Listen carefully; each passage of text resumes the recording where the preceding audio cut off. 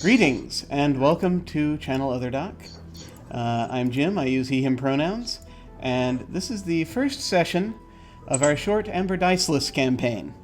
I have not run a regular campaign of this game in a long time. It's been multiple decades. I've run it here and there as one-shots more than anything else. But I'm very excited to see how this is going to go because it really is one of those games that benefits from giving the characters time to develop. So let us see what happens. Let's go around and introduce everybody, and we'll get to it. And let us start with Pope. Hello. Hello, and hello everybody. I'm Pope, and just absolutely happy to be here, trying something very different in a diceless game. It's been quite some time for me, and as for the great city itself, let's see just how much trouble we get into. Excellent. Oh, no trouble at all, I'm sure. There's absolutely no trouble whatsoever. Let us go around to Chris. Hello. Hello.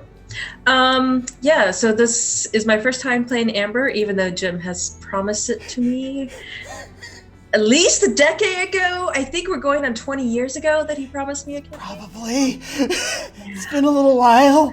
I got busy. And I use she, her pronouns, and I'm excited and looking forward to this. Yay! And let's move on to Anino. Hello. Hi, my name's Anino.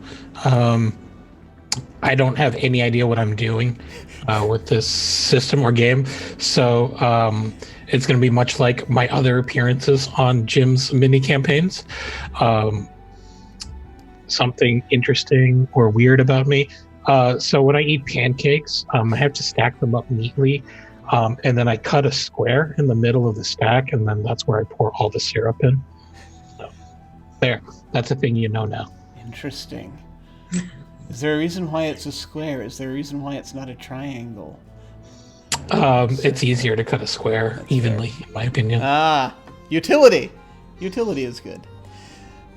So it's not an occult thing. That's the important question, I think. Who has that kind of time to carve eldritch circles into their Maybe pancakes? if you got like a cookie cutter, and then you could do like cool, like...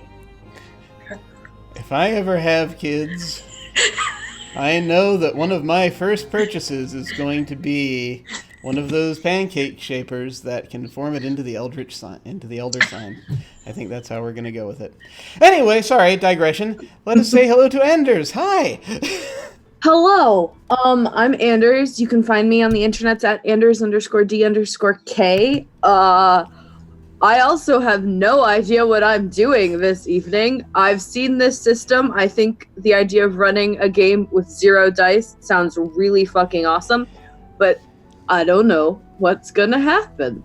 That's that. Something interesting about me is I'm still on post-con brain, and I'm covered in glitter and probably will be for the next month and a half from cosplay plans. So Forever. That's my life now. That's how this goes, typically. Yes, I too am suffering from coast-con brain, so you'll be all be benefiting from that as we continue. All right, so let's see what's going on here. Oh yes, as we continue, just so everyone knows, like we do with most games on this channel, we're going to be using the X card, the N card, and the O card. If we hit something that's crossing a line for one of the players, any of them can type an X in the Zoom video chat or anywhere else, or make an X symbol, and we'll back up and we'll do something else. If something happens that they're okay having in the game but they don't want a graphic description of it, they can type an N in the Zoom chat and we'll fade to black on it or put it behind a veil so it'll be there, but we won't go into detail. Finally, if you're exploring a topic or area of roleplay that's particularly intense for you, but you want to keep going, you can put an O in the chat to let us know you're okay and that we're all good to keep piling on the drama. Something else we can do is put an O with a question mark after it when we're moving into a difficult topic or we say or do something and then think, maybe that might have been a little too much. Then everyone else can respond to that and let us know if we're still doing okay. And let us do this.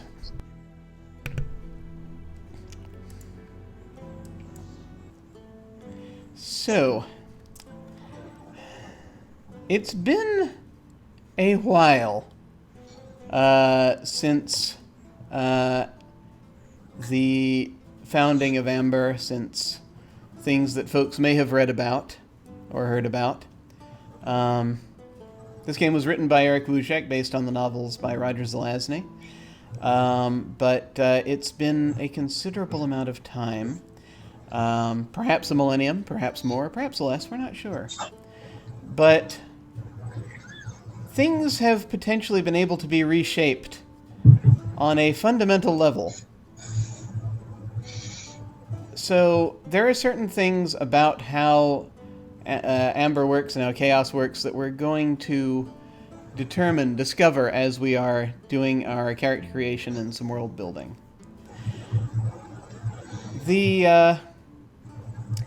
The initial thing we're going to look at, just as far as basic concepts go, is that we have nominally two poles of reality. We have those determined, and I should probably pull up my notes. Wouldn't that be helpful? I made notes and everything. That doesn't sound right. It doesn't sound right. And you know what does sound right? They're on the other. They're on another computer, so I don't have them. So we're just gonna keep going. Yep. Nope. That's how this goes. Yep. Nope. Back spectacular return to form right there. So as far as these basic concepts go, we have on the one end of reality, we have the pattern, which is representative of order in the universe. We have on the other end of reality, we have the logos, which is representative of chaos in the universe. Things were born of chaos, and on those islands of reality, the Lords of Chaos forced those things to bend to their will and thus hollowed out the courts of chaos, the dark citadel on the right there on the edge of the abyss. After some time, who knows how long, one of their number of House Barrowman, chap by the name of Dworkin, it's either a magician or an artist or a psychiatrist, the accounts differ, fled to an island of reality far away, and there drew a pattern, establishing order on it. And thus controlling rather a lot of what we call shadows, casting a lot of shadows. The way they talk about it working is that in Amber, which is the land in which the pattern exists, you have order. You can't really change much about reality, but the further you get out, the more you can change reality if you're attuned to the pattern. If you walk a while, you're wandering in shadows. Shadows are basically alternate realities. Any reality out there is possible, including Earth. Earth is one of these shadows that is apparently cast by Amber. The other end of reality, chaos, is permeated with shadows. Nothing but shadows all over the place. It's uncertain if this was always the way things were, or if just the founding of Amber screwed everything up for them. It's hard to say. But they seemed to notice. And the two forces, order and chaos, have been at war forever, it seems. Forces of order, again, their symbol being the unicorn, a not only heraldic beast, an actual some type of magical creature that will very occasionally appear to guide them. Just as Chaosians are led in a way by, just somewhat religiously, the closest thing they have to religions in some ways, by the serpent. We have a number of noble houses in Chaos, because they've been doing this for quite a while. In Amber, we have a family, a single family, that has been in charge for a very long time. But we will make some determinations, and we will do that at this point. And as we're doing so, Kitty. there is a cat. Everyone look at the cat real quick. I have to grab something. Oh. He ran away. What's your cat's name? That's Prim. She wants Prim. attention, but she will only let you hold her for like 5 seconds at a time before she no longer wants to be held. So this is the thing that I have my notes on. Thankfully, it works as a tablet. Woohoo! So I'm just gonna bring that up right now. Preparation, professionalism, very important. Anyway, There's no professionalism. professionalism. I have no idea. I have no idea how any of this works. So the way we typically will start off these things is with an attribute auction. As we make determinations, you can all potentially, depending on how you want to form your characters, how you want to set up your characters, you can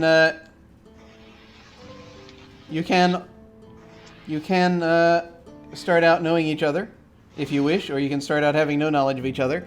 You can start out having knowledge of Amber and the Courts of Chaos, or you can start off not knowing any of that. It's really just a question of how you want to do it. And that is the primary thing. As he very rapidly sends himself Into another shadow. into another shadow, apparently, because he has lost the thing. Hang on. There you go. You should use your tentacle to bring it to you. I should totally use. It may be a different computer. Right now, he's trying to hell ride to I'm information. trying to hell ride now from my PC that's actually about to lose all of its power. Yeah, but as long as you bring in a computer with the correct knowledge, it doesn't, and it also has to function within the shadow. It helps. Let me actually, hang on. Let me actually look and see what the name of this freaking thing. Amber questions. There it is. All right. Let me actually send that to myself so that I'll have it in front of me if this computer dies, which it's about to, probably. Yay! There. Click. Open. Come on. There you go. This is the exciting part. Really. It's not going to get much more exciting than this. All right. I wonder if it sent before it went down. Okay. Rip computer. All right. Well, we'll figure this out as we go. Apparently, the power function in this shadow for that computer It does not doesn't work well. out very well. No. It's, Must be powered by a different type of. It totally is. Right. So. All right. Nope. Didn't send. Okay. So let's go ahead then, and let's just do this. So we have 4 attributes that we're starting off with. There is something, they set it up as an auction because there is a certain rivalry amongst the characters in the books. We have Psyche, Strength, Endurance, and Warfare.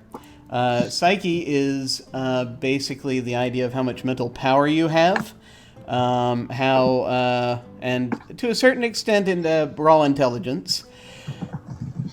Strength is raw strength, but also the knowledge of how to use it. Hand-to-hand combat, things of that nature. When you're not using weapons. Endurance.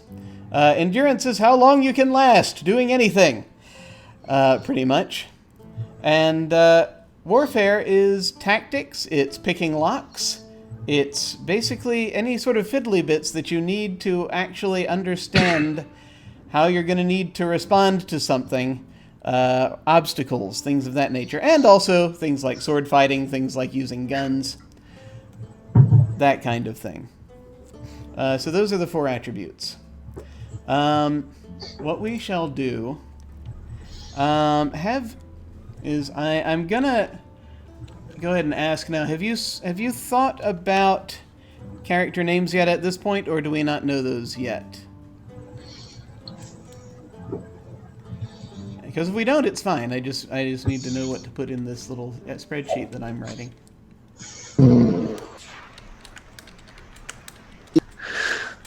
I have, at least. Okay. I have my character name. I have my basic concept. All right. Who wants to say their character's name first? We're already competing. Pope, do you have a character name? Not yet. Okay, no problem. Chris, what's your character name? Zina, Cina. Okay. Not Zina, but Zena. Cina? Zina. Zina. Sorry, Zina. I'm mixing languages. Oh, no problem. This is what happens when you take foreign languages. Get mixed up in your head. Zena. Sorry, Zena. Anino, did you have Zina. do you have a character name?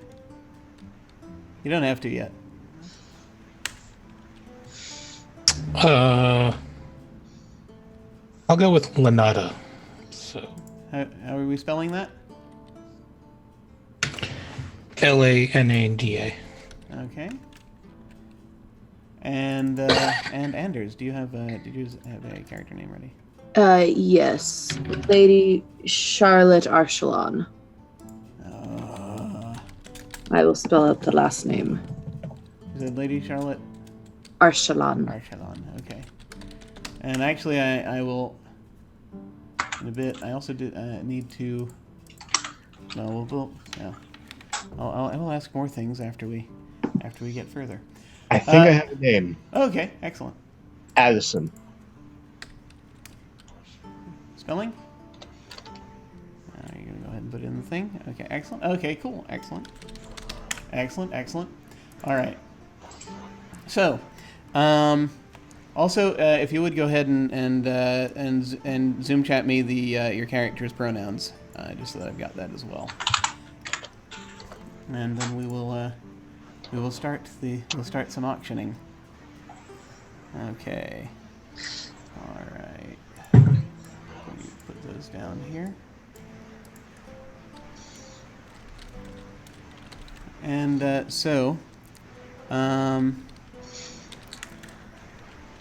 going to start off with the contest of psyching. Now, everyone has 100 points that they can spend on this auction and on everything else. I highly recommend only going up to about 50 on this auction, but do whatever you want. It's totally up to you, but you may want to have points left over to buy other powers, which we will either which either I'll explain or we'll do as a discovery thing. We can do it either way. So we're going to start with Psyche, and I would like you each to privately send me via the Roll20 your initial bids.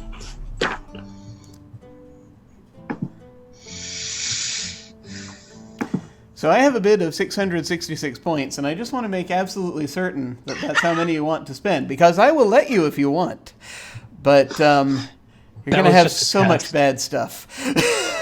No, that was just a test earlier. Like 500 points of bad stuff. 566 I don't know points that of you'll bad make stuff. all 4 sessions. You'll probably die in the second one, let's be honest. It's fair. Now, I want to also explain, in this bidding process, you only spend the points if you win the auction. This is like Kickstarter. No, this is almost like Kickstarter in that sense.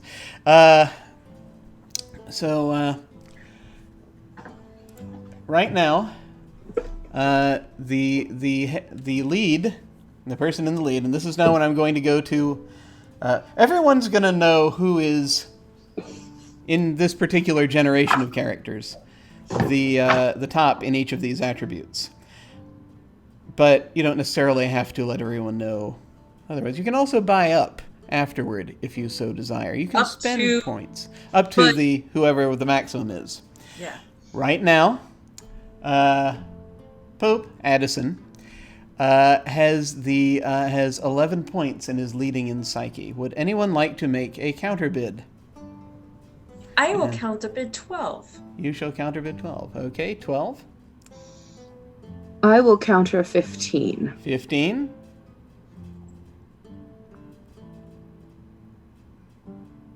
15 going once. 15 going twice. All right. Lady Charlotte Archelon. Archelon or Archelon? Arshalon. Archelon. Lady Charlotte Archelon is leader in Psyche with 15 points. Now, actually, I've just remembered that I was not necessarily doing this correctly a moment ago, because you are supposed to spend the points that you bid in this, and it's been a while. So here's the deal. I will let you not have spent that since I told you the other. But in the next 3 auctions, you're going to spend any points that you say you're spending. Do send to me, however, what your final expenditures are for these. I got confused myself because you can buy up afterward if you want. But you can't spend any more than basically 14 points. You can spend 15, but it'll be like spending 14 and a half.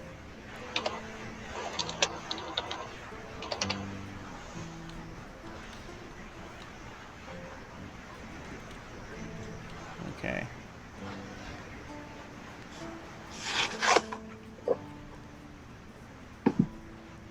Just because I kind of messed it up a moment ago, Pope, could you send me a message? Send me a thing with your final bid.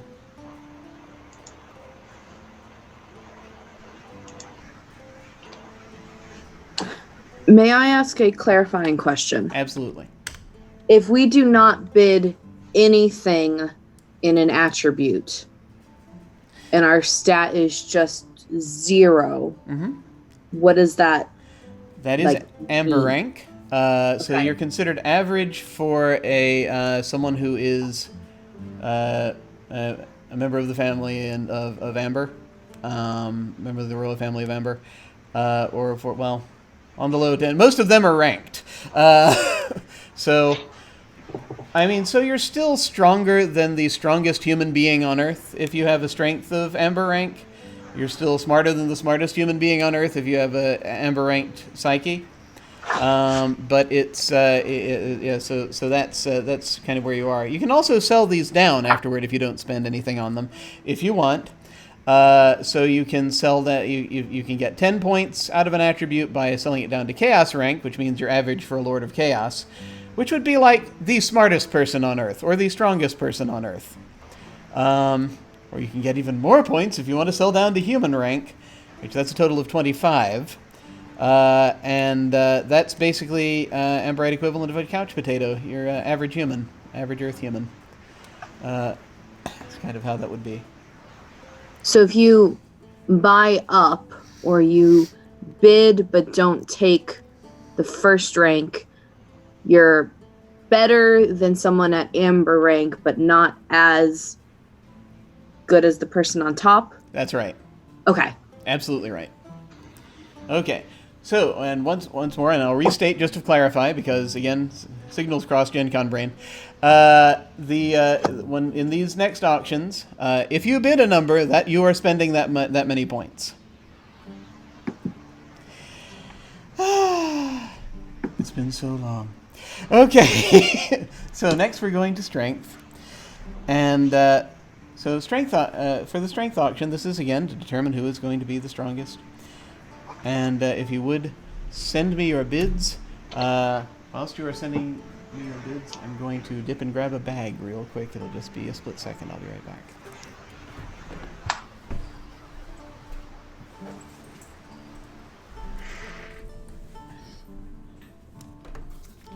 Because I enjoy forcing myself to multitask. All right. Excellent. Okay. So, as I'm looking this over, I see that right now, our top in strength is Lanada with 10 points. So would anyone want to make a counter bid to beat Lanada that's Anino, in strength? 10 points going once. 10 points going twice. Congratulations, Lanada, you are first in strength. And I'm just going to mark this down so that I've got everyone's totals. All right.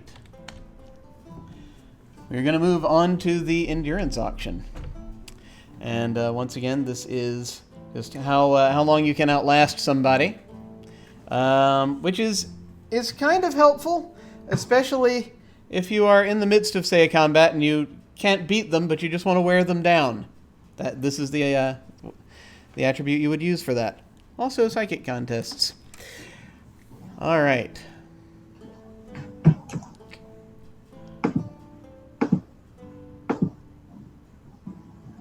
Do I have all the bids? All right. So, looks like,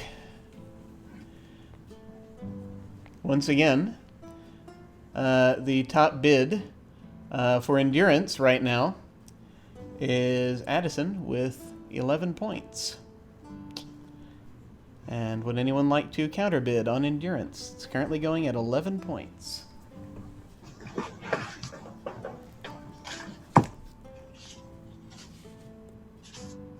Going once. 11 points going twice. Addison wins that auction with 11 points.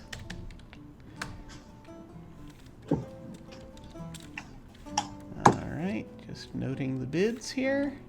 This is a very peaceful It's a very auction. peaceful auction, isn't it? Yes. It's very tame. This is totally not how they tell you to run auctions in the book, and that's because I am a kind person.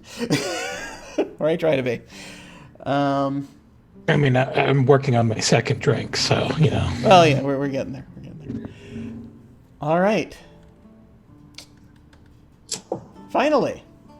Warfare. This is who is going to be best on the battlefield, best in tactics, best at chess, best at picking locks, all manner of these things. Send unto me your warfare bids, please.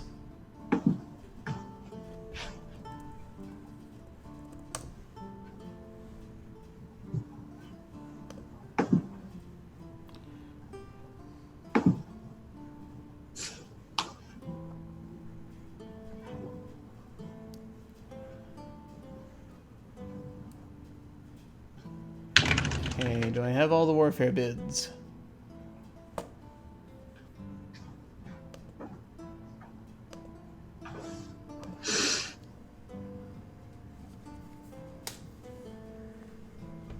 All right. So, looks like right now the person leading in warfare once again is Lanada with 15 points. Does anyone have a counter bid? 15 points. 15 points going once. 15 points going twice. Sold. So, yeah, Lanada is first in both strength and warfare. This will be interesting. Don't. Can I say swear words on your channel? I realized I never asked. Oh, yeah, I know. It's if it happens, it happens. I'm not PG-13-ish, I guess, is where I sort of land on it, but it's no big deal. Okay. You may certainly say swear words if you feel the need to. I was about to say something and I was like, wait, let me make sure I'm allowed. Do they have to be in English? They do not. No. Okay, so we've got. So just as a reminder, and I'm going to highlight these so that I've got these in front of me. Actually, no, I'm sorry. Is that right? Yes, that's right. Yes, good, excellent. I can't see anything. All right, there it is. That's there, and that's there. Good. So it's just a reminder. So Lady Charlotte Archelon is first in Psyche. Lanada is first in Strength and in Warfare, and Addison is first in Endurance. And that's what we're sitting at. So, that's the first part. The next part of this involves either you purchase powers or So we have two ways we can do this. Either you can buy powers and relatives and allies and things like that, or I can just throw you in and we figure out what happens to you. Which means to purchase powers. Yeah. So yeah, you can feel free to. We can do it either way.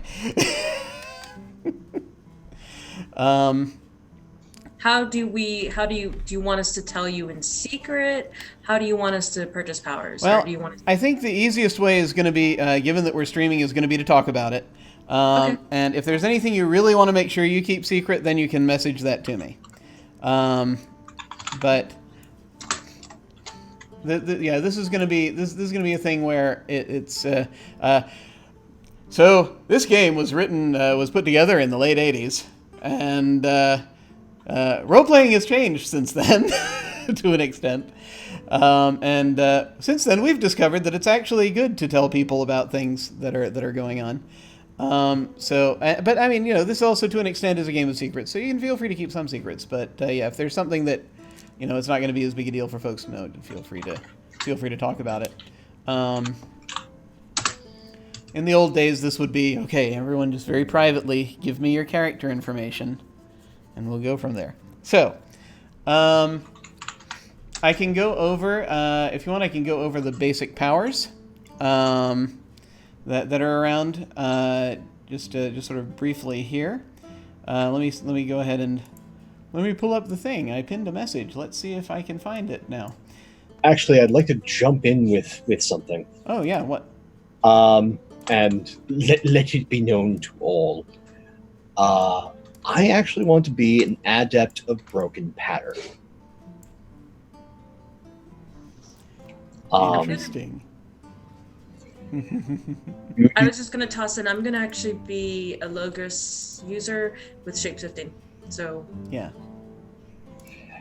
I love the idea because with pattern, for those of you who don't know, when you start walking, you have to end at your destination. You can't fall off. You fall off, you die. Broken pattern. You always end up someplace awful. However, you can fall off. You can get lost. It's not good, but you can survive. Broken pattern, it's never good. The crack is always with you. Yeah, that break, that imperfection is always with you after you walk the broken pattern. But that means you can find the cracks in reality and move through from shadow to shadow that way. It's an interesting thing. Can I sell some of a stat? Only ones that you have not bid on. Yeah, I didn't bid on strength. You may certainly sell down strength if you so desire. I'd like to sell it down to chaos level and get 10 points. Yeah, absolutely. I've put in chat my stats. I don't know if we were supposed to do that, but I just... Okay, let me wander over here. Ah, excellent. Okay, cool. Yeah, so basically, the way that a lot of times that I used to run this game for folks if they were coming in not knowing anything is I say, okay, you can play a character from any genre, virtually, and I promise you it will work. The trick is, a lot of them turned out to, they found out their ancestry was not what they thought it was. So they turned out to be Amberites or Chaosians or what have you, as they discovered these powers. I'm telling you this time up front, you can, if you want, I can do that. And you can still play a character from virtually any genre, or most genres. I do recommend being self-sufficient, so nothing that's reliant on technology or a specific kind of magic, unless you buy sorcery, in which case you're fine. You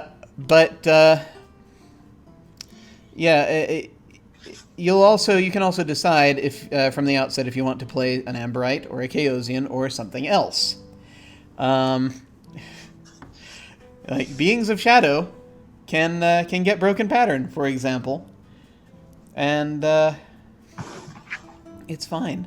I'm going to ask you some questions about your Broken Pattern in a little bit, because we're going to need to know some things. There have been purges throughout the years, and this is one that survived.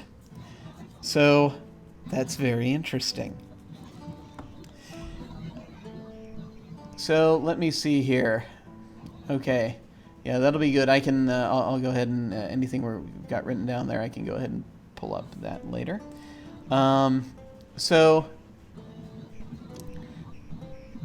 thoughts? Does anyone have kind of concepts for their characters they want to talk about, or things they want to go into detail about? My basic concept is of House Carex. Like I said, I sent a list of at least this listing of chaos houses. They focus on shapeshifting. I'm picturing kind of a scholar character who is done basically shapeshifting type school for years and has never really explored outside of the Court of Chaos, and is, before learning her Logos mastery, needs to explore outside the Court of Chaos. So that is why I'm out and about. Yeah. We walking the Logos. Well, it was you don't walk it, you essay it. You have to change shape sometimes as you're going through. Sort of walls contract and expand. As I recall, you're sometimes in different positions as you're kind of. If I recall correctly from the short story that was put out about it a while back, or it was really more of a prelude, there was a lot of crawling, sometimes standing, sometimes crawling, a lot of going through walls, moving back and forth. It's a very almost maddening experience. It's a test. It's a test of your character. So, let's see. Yeah, I can see that working. So what was so the Logos itself? Unlike the pattern, the Logos kind of just teaches you things about yourself. It helps you to analyze things about yourself as you're going through. It's like, oh, I have this problem, or oh, I'm into this. I should lean in this direction. Logos is more analytical, whereas the pattern is more about just endurance, really. Yeah, it's really more about enduring it and about imprinting things with your will. Yes, and in the Logos, you have to be flexible to survive it. Yes. What did the Logos teach you about yourself? I learned a lot more flexibility. I was too structured within my scholarly studies, and I've definitely learned more flexibility, which is why I need to, and the best way to learn more flexibility is to put yourself in uncomfortable situations, which is the reason for leaving the court. Yeah. And that I don't know anything is the other thing I learned. There is, you see, the thing about the Courts of Chaos being permeated with shadows is that you're in a different reality wherever you go. You can still tell, if you look up, you can still tell what time of day it is because the sky is many colors and you can see which band you're under. But it's like you're still in a different place no matter where you are. You just move 5 feet and you're in a completely different building or a completely different space. And the nature of shadow is something that while Chaosians get inundated with shadow, they also, once they get out to somewhere where it's easier to kind of pick and choose things, then that makes it a little, that does tell them things. So does anyone else want to talk about their character concept a bit?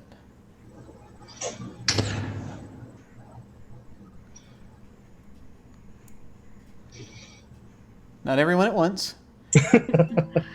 Right now, I'm feeling things out with these remaining points. Mm-hmm. So a little bit is Addison is an Emberite. He's a member of the house, one of the family. I don't know whose he is just yet. But I had a terrible, awful idea. And that is how the broken pattern, how did that happen? And I had this idea of climbing up to Tir na Nog, and beginning to walk, but timing was wrong. Oh.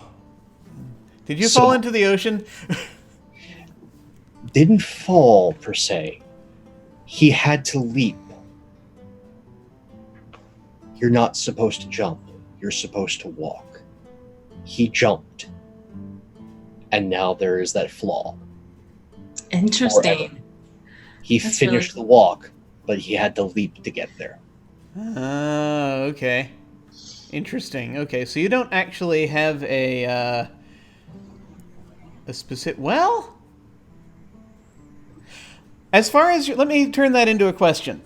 As far as you're aware, is there a reflection out in shadow somewhere of the pattern that is imprinted on you, or was this a one-time thing?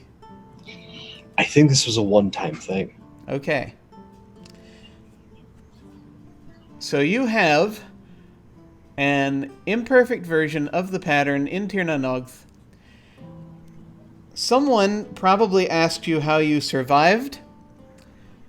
What do you think you might have told them?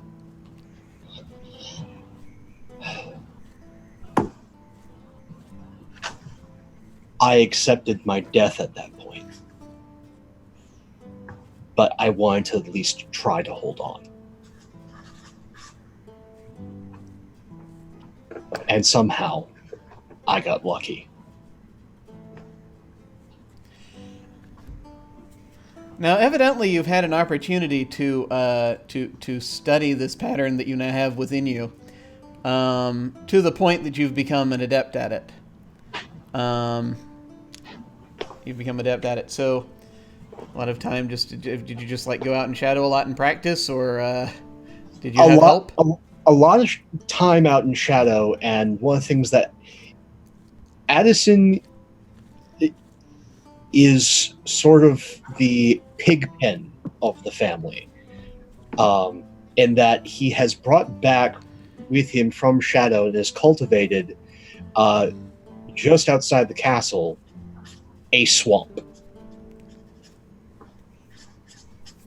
It is this fetid place full of broken things, like something you would see out of House of a Thousand Corpses. Just this place of eeriness, awfulness, like corpse flowers from one place. So there's just this constant smell. So if he wants to go anywhere, he goes to his swamp. And that's where you start. It's also when he wants to go home, what he focuses on. Because the first time he walked out and came back, he ended up in the dungeons, and it took them a month to find him. You don't want to get lost down there. No, so not a fun place. It became this, okay, if we're going to do this, we're going to give yourself a home point. And that involves a lot of just the worst things in the eyes of the rest of the family. Just leeches and fetid water, gnarled trees, all sorts of buzzing things. I'm going to ask you a question that you do not need to answer right now. You may want to think about it. You may want to keep the answer secret. Once you have determined that answer, feel free to let me know what it is. But I feel as though, well, I'm going to write it down. I'm going to ask you after we've done a little more of the world building portion of this, because I want to make sure it still fits before we get to it.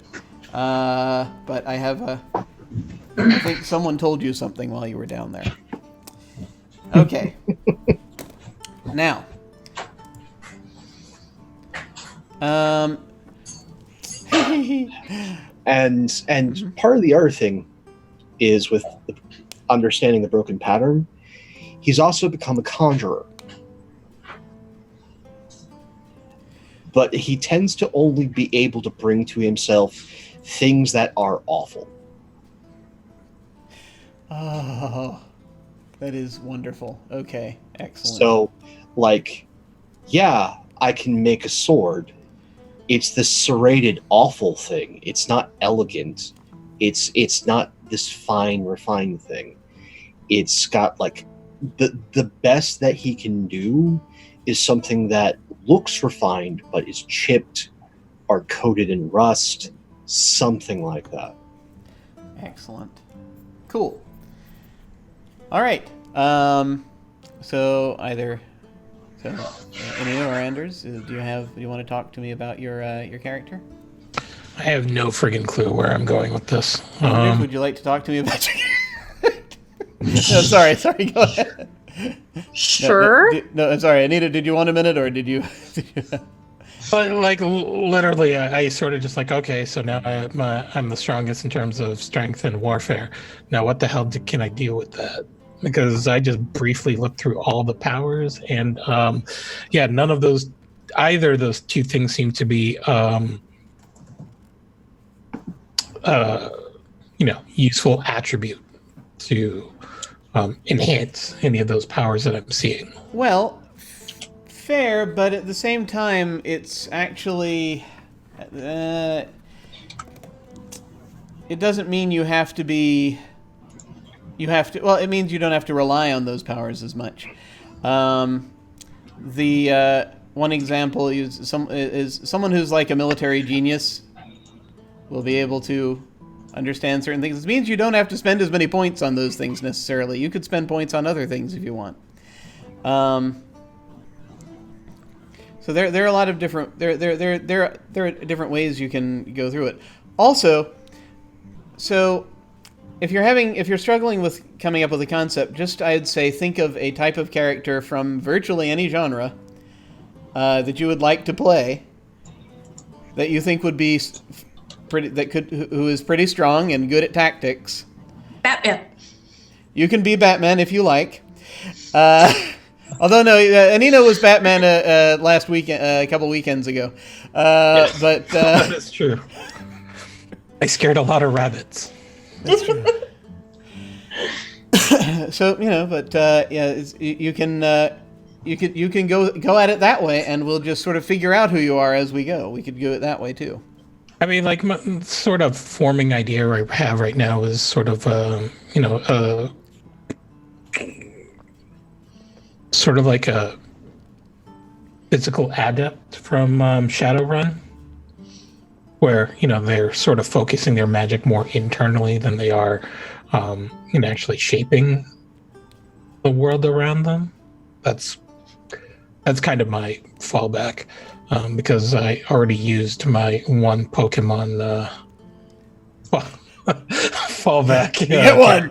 I had one, and that was a struggle. So that's kind of what I'm sort of leaning towards between the warfare and side of things. So I'm going to reveal that I have not actually played Shadowrun much since first edition, so I can't remember who the adepts are. What, So basically, think of them as characters, or physical warriors. But instead of using cyberware to enhance their physical attributes, they're using magic instead, to do the equivalent stuff. So Yeah, they can. These are guys who can punch through armor. Like a Killer Croc wishes he was one of these guys. nice. yeah. So I'm kind of thinking of him as sort of a wandering monk of some sort. Cool. No, that totally works. I'm gonna get into. So yeah, depending on how you kind of set it up, you could. I would suggest buying a bunch of power words, and possibly you might want conjuration, you might want sorcery. I don't know, but we'll figure it out. We'll figure it out. You might also get into artifacts, things like that. You could have a number of things. You could possibly have implants if you're from that type of world. We'll kind of see how it goes as we're sort of trundling along here. But I'm now going to go over to Anders. Tell us about Lady Charlotte. So I'm kind of going off the fact that I don't know very much about the courts or Amber. So I'm saying that she doesn't know very much about those things because that kind of lines up together. She's a professional opera singer who lives on a moon. Excellent. And I've kind of got her, if I understand these things correctly, she has sorcery and conjuration, as well as has spent some points to be high compelling, because she's very political, networking, friend of my friend, very that sort of character who talks to people and gets what she wants through magic, but also just fancy words and wordplay and maybe some blackmail a little bit. Now, I will say the one thing that one of the two things that I'm not going with from the Shadow Knight book is I'm afraid high compelling is one of the two things. Okay, cool. I get 25 points back. That's cool. You can have conjuration if you want, but the high compelling I'm not quite going with. The other one is constructs. I'm not doing constructs. Okay. So I will figure out where those 25 points go in a second. Yeah. But and also, you do not have to spend all your points if you want to hold on to them for buying powers as you discover things as well. That's perfectly fine. But sorry, go ahead. Okay. Then I created, I think this is how this works, an artifact for her. Okay. I'm calling it the Raven Mask, and she's kind of got one of those very aesthetic masquerade masks lined with black feathers that she barely ever takes off, and it gives her the +4 to intelligence and communication, which was the tongues ability, and also extraordinary psychic sensitivity, which I did 8 points for both of those things. I don't know if there's additional points I was supposed to spend to have an artifact. Let me go ahead and pull up the artifact sheet here real quick, just so that I've got that in front of me, and I will evaluate. So yeah, go ahead and send that info over to me. Okay. And I will. I'll just double check because it sounds fine off the top of my head, but just hearing it. But I'll look and just make sure. But yeah, everything that's on the artifact and creature worksheet should be everything you need to know as far as the points go. So that should be all right. Let me go ahead and get back over here. Okay. All right. Cool. Excellent. Good. I gave her some court friends, but if they have to be specific courts, I'm not sure what courts they would be.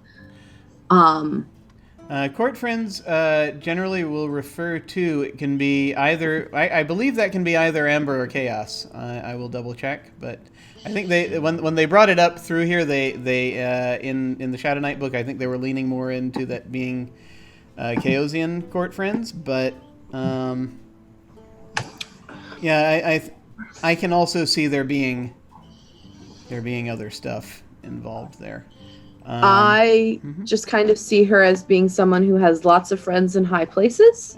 Cool. So I'm not really sure which they would be. I don't necessarily know if I want to know. If that makes sense. Like, yeah. And she doesn't quite know. I am double checking, and it is, yeah, their court friends work for both Amber and Chaos. Okay. So it can be either one. You could have one of each. Since they're only 2 points apiece. I think I'm gonna give her a few more friends since I have some remaining points. Sure. You can totally do that. Give her... Among the things that I haven't gone over yet, and feel free if folks need to double back and change things after I explain this, you can feel free to. But a couple of the ways that you can get through that beings who are Amberites who have walked the pattern can do is they go through Shadow changing things gradually, and they can walk to pretty much any reality they desire. That gives them power over Shadow. Those who are attuned to the Logris instead have the ability to reach out into Shadow and grab things, or reach out into Shadow and pull themselves toward things. So they open ways that way. Again, just those two different approaches. If you're not if you've got broken pattern, then you just find the cracks in reality and you go back and forth. If you don't have any of those things, then there are other ways to get from place to place, but generally you have to rely on others. There's trump artistry. There's the ability to draw trumps. These are cards that you can. It's usually in the form of playing cards, but they is the popular way of doing it, like tarot cards, like those. That people will draw images of people or places and be able to get in touch with those. Essentially, just by looking at it and concentrating, they can step through to a place or get into contact with a person. There are possibly other ways, but it is tricky and dangerous. But I like the idea of someone who lives on a moon. That's great. So what that is a really cool concept. It's very neat. So now for the next part of this, I have a number of questions I'm going to ask as we get details about this. I think this is probably going to then take up the rest of what we're doing here. So we're pretty much just going to be doing the world building stuff for the rest of this session. But first, I would like to go ahead and take a break if folks are good with that. All right. We are going to be away for a few minutes. We shall return. See you soon.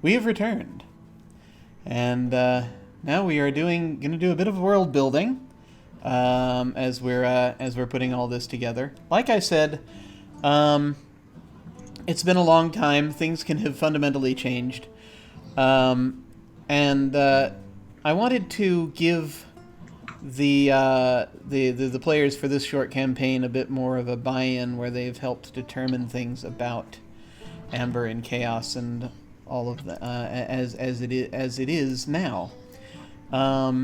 So a long time ago, it is said that the pattern was inscribed on the place that then became known as Mount Colvir, and that there was an ocean nearby, and that it overlooked the Valley of Garnath. But that was some time ago. And at this point,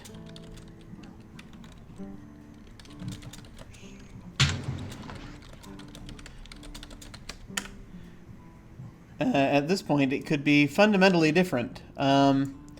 See, over time, the pattern has been broken and repaired. The Logris has been broken and repaired. All manner of power sources have cropped up in shadow. The pattern and the Logris may no longer be the only game in town.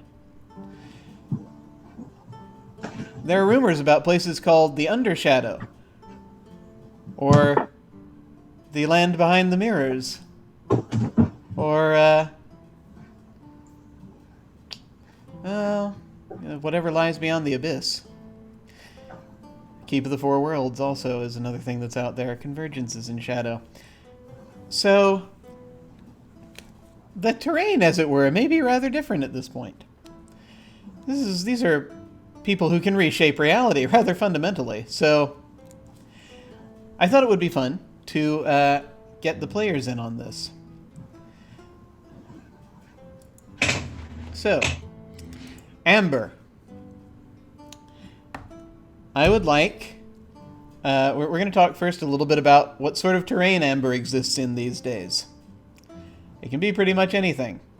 I'd like you each to give me one detail about the lands surrounding Castle Amber.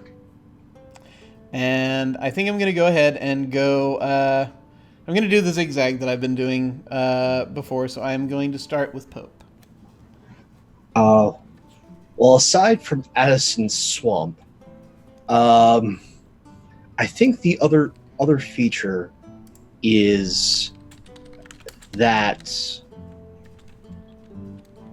the sea next to the castle has been gradually eroding away a cave underneath the castle.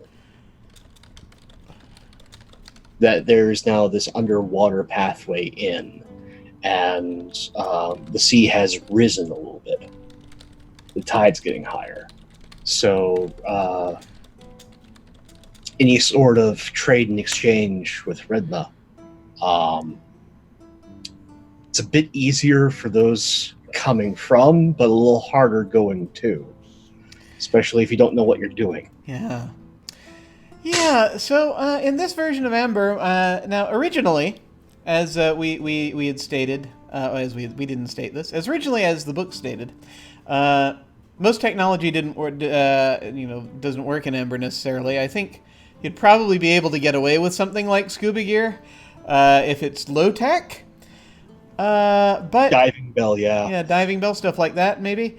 But I mean, guns didn't work for a very long time, and then someone found something that did it. Although it's a very sort of ass to elbow procedure to get the thing that ignites an amber. But we can change that actually at this point, because like I said, it's been a long time and things have changed fundamentally.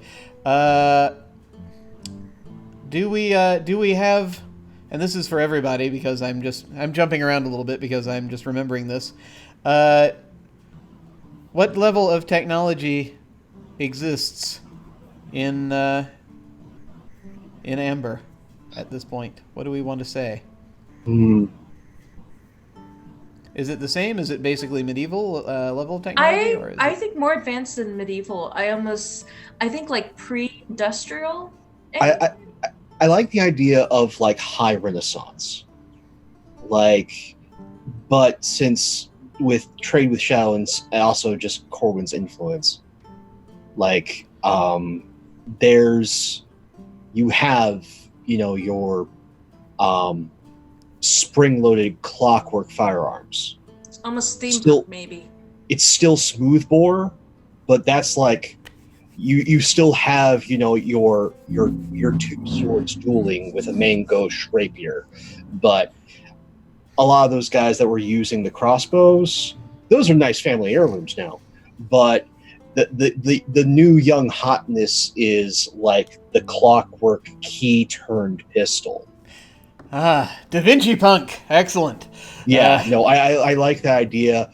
Like the daggers and swords that people are using now are much more like rondelles because the fashion's changed slightly, so it's thicker doublets. So if you're gonna stab somebody in the back, you need something heavily reinforced.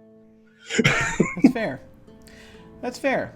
So that tells us a little bit about the physical laws. Once again, then that was kind of just an in general thing. So it's a little bit. It's largely still kind of, I think, sounds like as it was, but as far as physical laws go, but the technology has crept up on us a bit. So it's a little bit easier. Some laws of physics are still going to apply the same. I mean, whether the chemical reactions aren't necessarily the same, but heat can make something expand, make molecules expand. So there's going to be some physics that are still the same. So sure, absolutely. So back to the terrain. Chris, give me a feature of the terrain somewhere around Castle Amber. Can there be almost a road or a path between Chaos and Amber that is there certainly can portrayed, if you want. like almost the Marco Polo trade route, but between Amber and Chaos? A Silk Road? So a nicer version of the so there was there was a road. It wasn't used for trade so much, it was used for trading blows. But we can have one now that's a kinder, gentler version. I kind of want to call it the Dusk Road. Like, it's constantly gloomy. It's never entirely light. It's never entirely dark. I like that, like sort of a twilight. Yeah. And it's this constant. But the thing is, it gets brighter as you head towards Chaos. It gets darker as you head towards Amber. Oh, that's lovely. That's great. And there could even be, stops along the way at certain shadows that... Yes. That simplifies a great deal, actually. Rest stops. Yes. Yeah. Well, I mean, the Silk Road had, different trading points, the different cities that you had, like merchants and trading. And so even within these points of shadows, you could have some interesting interplay of technology that maybe comes from one that didn't, there would be some interesting... I'd say that, even the laws might be, the physical laws might even be slightly different, very slightly, when you step on that road. And it's no longer like, back during the war, they had a thing called the Black Road. That during one of the wars, they can still send out channels, but you got onto it and it was like you were in a nightmare. Things were muffled. Not quite so much that anymore. Both Amberites and Chaosians can use it. People in Shadow can use it, but it's not as but it's still things are a little different. You're on the road when you step on it. Cool, I love that. Anino, give me a thing about the terrain around Amber. The terrain specifically, or could I talk a little bit about something like, I don't know, ether currents? I'm sorry, the what? Ether currents? We can do that, yeah. Sure. Say that there is a sort of swirling ether I guess, in the air that allows ships to sail in the sky. Very nice. We have skyships. And they could sail even above the road, as long as they're following the same path. Yeah, I think the currents can. There's a certain flow to those currents that, for whatever reason, just follow along the Dusk Road. Maybe the way that the Dusk Road was built, sort of buoyed that, more or less, and made it an option, I guess, to traverse it in a different fashion. I want to complicate this, if you'll let me. Yeah. As you get to the center point, there's a Cape of Good Hope, where the skyships have to divert. Because it's easier to go by, like, horse or walk, but the currents there, as you get to the midpoint, all of a sudden, the laws start to change, and it has to diverge off, going through a specific shadow in order to loop around. In that shadow, there be dragons. The Bermuda Dragon Triangle. This is glorious. So yes, there's a shadow about the same proximity as what's considered the golden circle of nearby shadows to Amber, and one of them's got dragons. I love that. I love it so much. The dragons used to be far, far away on islands to the south, but they're closer now. It's just sort of happened. Also, I've just had someone, Origami Shuriken in the chat has just pointed out, mist pirates are also a thing. This is wonderful. This is wonderful. Okay, Anders, give me tell me a detail about the terrain surrounding Castle Amber. All right. So there is a boreal virus that has been spreading. Oh crap! And it's known as gray skinning. And what it does is it sort of infects the bark of various types of trees, and slowly the bark and the leaves all shift to a gray before they sort of crumble into ash and dust and blow away. And it is possible to contract it as a person. It is very unlikely, but there have been 1 or 2 noted cases where individuals have been diagnosed with the gray skinning as well. So I need to tell you about this wonderful place that used to be very near to Amber, called the Forest of Arden. It's no longer quite as wonderful now, I think. I feel as though a lot of it's dead now. I feel as though a lot of it's gray now. Thank you so much for giving me this wonderful gift. Well, you're so welcome. Because there are beings who dwell within, and it also permeates shadow in an unusual way. Yes, gray skinning. Poor Julian. Okay. So, that's the terrain. Does that mean Julian is one of the ones, the gray skin? I don't know. You might not... I don't think anyone's seen Julian in a long time.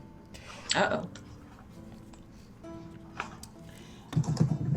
So, that's the terrain. The city. I would like from each of you a detail. There is a city of Amber that is very near the castle. And I'd like from each of you a detail about the city.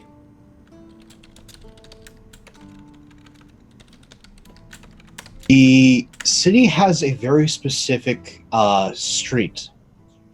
It's lined with cafes. It's where the young, well-to-do Amberites go to duel and be seen. Everyone who's there usually has money and is armed. Now, for a while then, the trend was very much the classical duel with swords, but now the latest fashion is to duel at 20 paces, and if that fails and both miss, then it's daggers.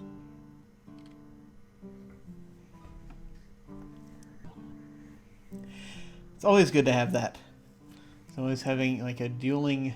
It's not an alley per se, but a dueling row or something like that. I like to think of it as that it's this little side thoroughfare with all these little like cafes and small shops, but like all the glass is even heavier, just in case a shot rings out wrong, and the walls are reinforced. But yeah, no, if you're outside being seen, that means you're also there, have permission to be challenged by anyone. You're looking for a fight if you're staying outside the cafe. If you're in the cafe, you're just there to enjoy. Yeah. Can these dagger fights be like that music video Beat It, where they have to tie their hands together and then, just have to circle each other and then dance? There's all different sorts of rules pending on where you're from, and once the gunfights gone off and failed, you then have to, if you have a second, which you should always have a second, then negotiate what rules you're abiding by for the dagger fight. This is wonderful. Something I'm seeing like Duelist Row or something like that. Very cool, very cool. So let us let's see. Chris, give me a detail about the city of Amber. Okay, so there's a black market thing. It's called the reflective market. It's never in the same place. You can only know the address if you have a mirror, which would display the location. And in this black market, there's some very interesting items for sale, which include, some artifacts that say, like, you pour this liquid into your rival's drink, and they may find themselves in a shadow in which they don't know how they got there. Now, of course, if your rival were, say, someone who is a pattern initiate, they can find their way back. But since the city is full of people who are not necessarily those, it's an interesting way to move some politics around. One-way Trump drinks. Okay, good. And like I said, but it's only found in this reflective market that you have to have a mirror with the location to get to. I think I've just figured out who the bad guy is. Okay. And this how this is. So yeah. I like the idea. I don't think it's, if you're using Trump, I think it's the goblets that are sold. It's not the liquid. Okay, that would be fine. I'm just thinking some type of item that basically the ability to send someone to a shadow, particularly if they don't have the ability to shadow travel. And there are items that can move you through shadow, but it's the liquid. If it's liquid, I think it's Logris, and it's one of the things that are smuggled along the Dusk Road. And there could be other items. There could be other interesting items in here for sale. Who knows, that would not necessarily have the best intentions, and that's why it's only sold in this market. Because generally they're illegal. Because there would be never a use for them for someone who has good intentions. Oh yes. Such contraband, so much of it. So much. This is so good. Okay. So, yes. I should point out, yes, for anyone wondering, yes, this the term shadow and invisible sun actually refers to something similar, because Earth is also shadow in that game. But in this game in Amber, as twas written decades ago, shadow was referred to basically any type of reality that's not one of the poles, and it can be anything. It's just fascinating, really. I actually half suspect that Shadow and Invisible Sun can also be anything. I half suspect it's the same Shadow, but that's something I didn't get a chance to ask Monty about when I was over at Gen Con. Anyway, but I almost did. I was right there. I was just a few feet away. I thought it right at him. Anyway, Anino, if you would, give me a detail about the City of Amber. I think there is a section of the city called, I want to call it the Grid, and it's, I want to say it's about a couple of miles. It's a square location that's sectioned off into very equal parcels of land that are square, and people can purchase these said squares and live on them. But the thing is that it's sort of it was damaged after a serious natural disaster at some point. So not all of the grids are actually solid earth. Some of them are just tarp to give the illusion that the grid is still perfect and unblemished. So there is a risk of falling through one of these if you pass through it, and you might end up in a place or a shadow that you might not want to be in. So people are very... I guess there's an ever-changing, ever-evolving map to help guide people through this neighborhood. And it's run by the worst homeowners association ever. Dang it! Dang it, Karen. Yes, the head of the homeowners association is a woman named Karen. You know what's funny about this is that ordinarily I try to shy away from too direct, obvious references or crossovers, but the thing is, the nature of this setting makes it possible. Who's the shadow of Karen? Who's the prime Karen? We don't know, really. Maybe they keep switching places. I'm not sure. Oh my god. Okay. This is good to know. Can I speak to your manager haircut? Oh, yes. She does. Yeah, she totally does. Yeah. And her Can I speak to her husband her husband is named Frank. So we've got Frank and Karen. Okay, sorry, I had to have a flashback for a minute. Okay. I don't know if it's that Frank. We'll find out, but we'll see. Oh, good God, that would be a nightmare for him, which is part of the reason why I'm considering it. Okay. Okay. Anders, tell me something about the City of Amber, please. So within the City of Amber, there are no stars. So it's sort of like the city has this ongoing issue of light pollution, but to this sort of extreme, almost magically induced consequence. So if you are within the city limits, if you look up at the sky, you cannot see the stars, like, ever. You have to leave the city limits to be able to see the skies again. Excellent. It's almost like it's in a different place. Possibly. Oh, that's so good. Okay. All right. Now, we get to decide who the current Monarch of Amber is.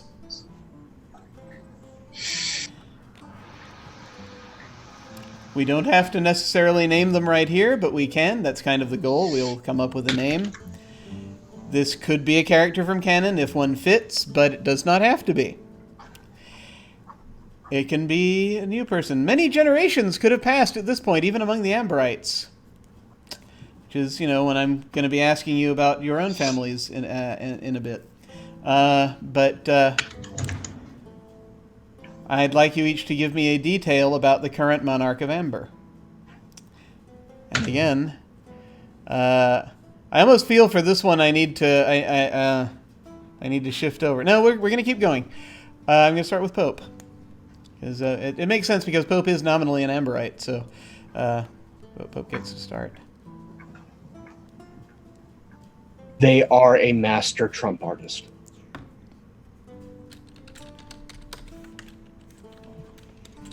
Okay.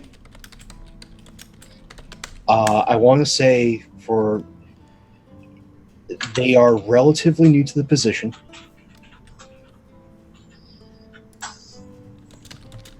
And the scandal that's haunting them is they have a prominent courtier from one of the courts of chaos constantly around them.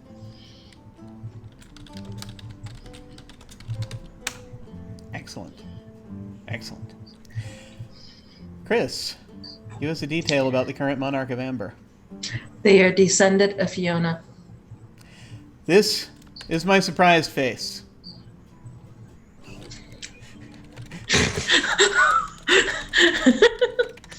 Sorry. No, it's perfectly fine. I just think I could see that line working, so. No, it totally does. For a while I was wondering if it was Fiona, but it's someone descended from Fiona. No, that's perfect. All right. I'll get into more detail about Fiona if we need it. But the short version is is the first amongst the elders of that generation in Psyche. And Anino, give me a detail about the current Monarch of Amber. The current Monarch of Amber has a migrating mole on their face. That's amazing.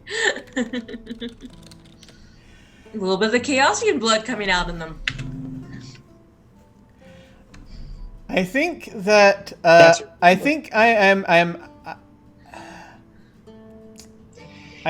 actually going to X that one. I had an idea for it though. There is a migrating mole. We can transform it if need be. What do we want to? There's a migrating mole. It's how they make sure that only they possess their trump. Because the mole is a prominent feature. So they also have some shape change and it moves. So this thing is a trump, is what you're saying?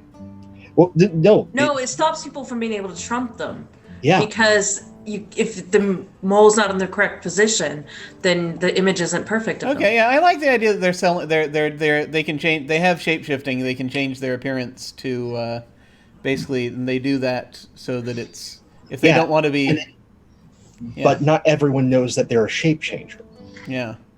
So it's subtle. Only the very close people, because they've never used anything prominent. It's just the mole, and unless you're somebody that's constantly around them, you wouldn't know. And I think probably a lot of them think that it's a beauty spot of some kind that they just put on. They think it's makeup, but it's actually not makeup. They're just putting it there. I think that's probably kind of where we'll go on it. So I think it probably looks like a beauty spot of some kind. Is kind of the direction that I shall go with in this. Yeah, that works. Okay, cool. Yeah. And you have your mole. Anders, give me a detail about the current Monarch of Amber. They are female. Righto.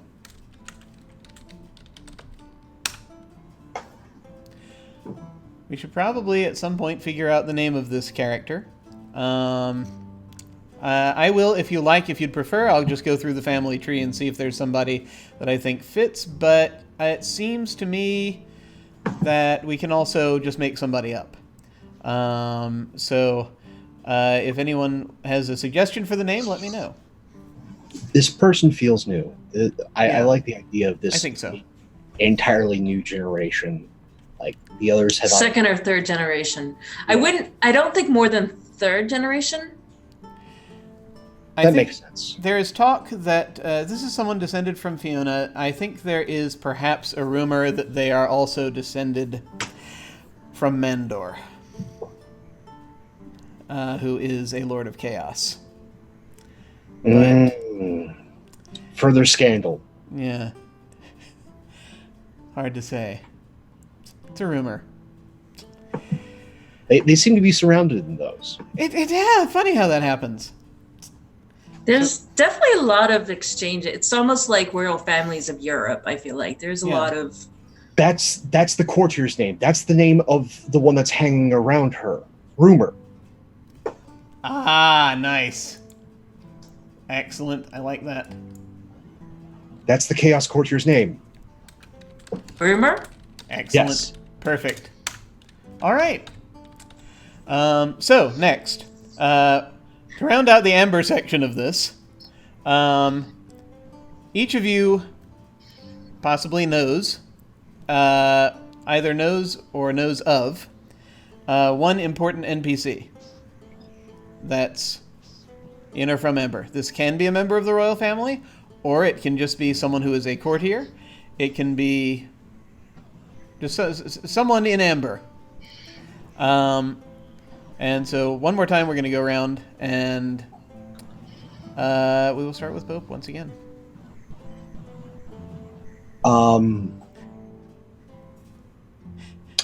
I think the Chaos devotee that I have is Rumor. That's cool. We can totally do that. This also, I will say, if you know characters from canon, you can say that this is you can just claim it as a character from canon if you want to do that. So you can say it's one of those, or it can be a new character. Either way. So there's a. So do you just want to claim Rumor as your important person, important NPC in Amber, or? Yeah, I'm going to claim them, and that we have a loving and devoted relationship, like best friends, sort of thing. Works. That works. Okay. Chris, an important NPC in Amber. He doesn't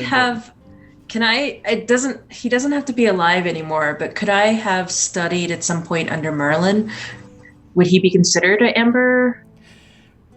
With Merlin, it's weird because he's both. But if you're claiming him as the Amber NPC, what that will mean is that he could potentially still be around, but that he is more associated now with Amber than with Chaos these days.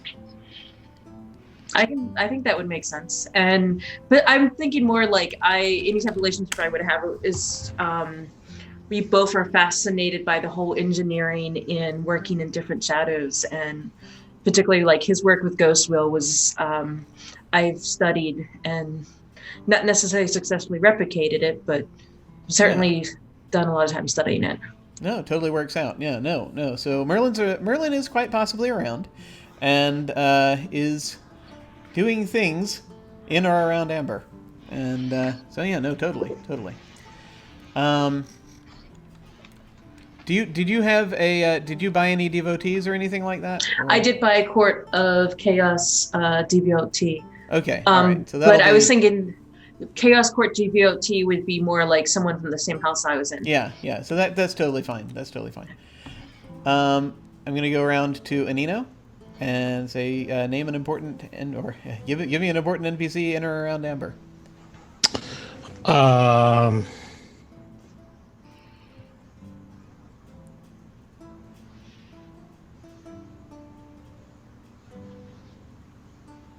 going to go with, I'm going to say this person is both a bartender and a practicing psychiatrist.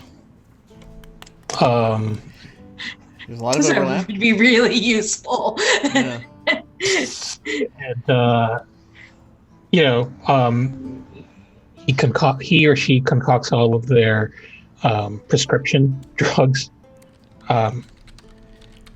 with some form of an alcoholic beverage, so that makes him or her immensely popular. Excellent. And also knows a lot of secrets, I guess. Oh, sure, absolutely. I like that. Do you think they're associated with the black market building, the Mira building, or no? Yeah, let's say Black that. Market? Yeah, because I mean, technically, this person doesn't really answer to a medical board at this point. Yeah. And this bar is unique in that only one person can attend the bar at a time, and for no more than 45 minutes. I like it. There's certainly a lot of daddy issues in Amber, so that's fantastic. Does this bartender therapist, are they one of the ones that distribute the mirrors for the black market? Maybe.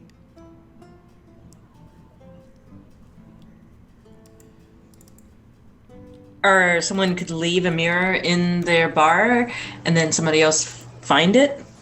It could be a drop-off point, if nothing else. Is there a waiting room to get into the bar?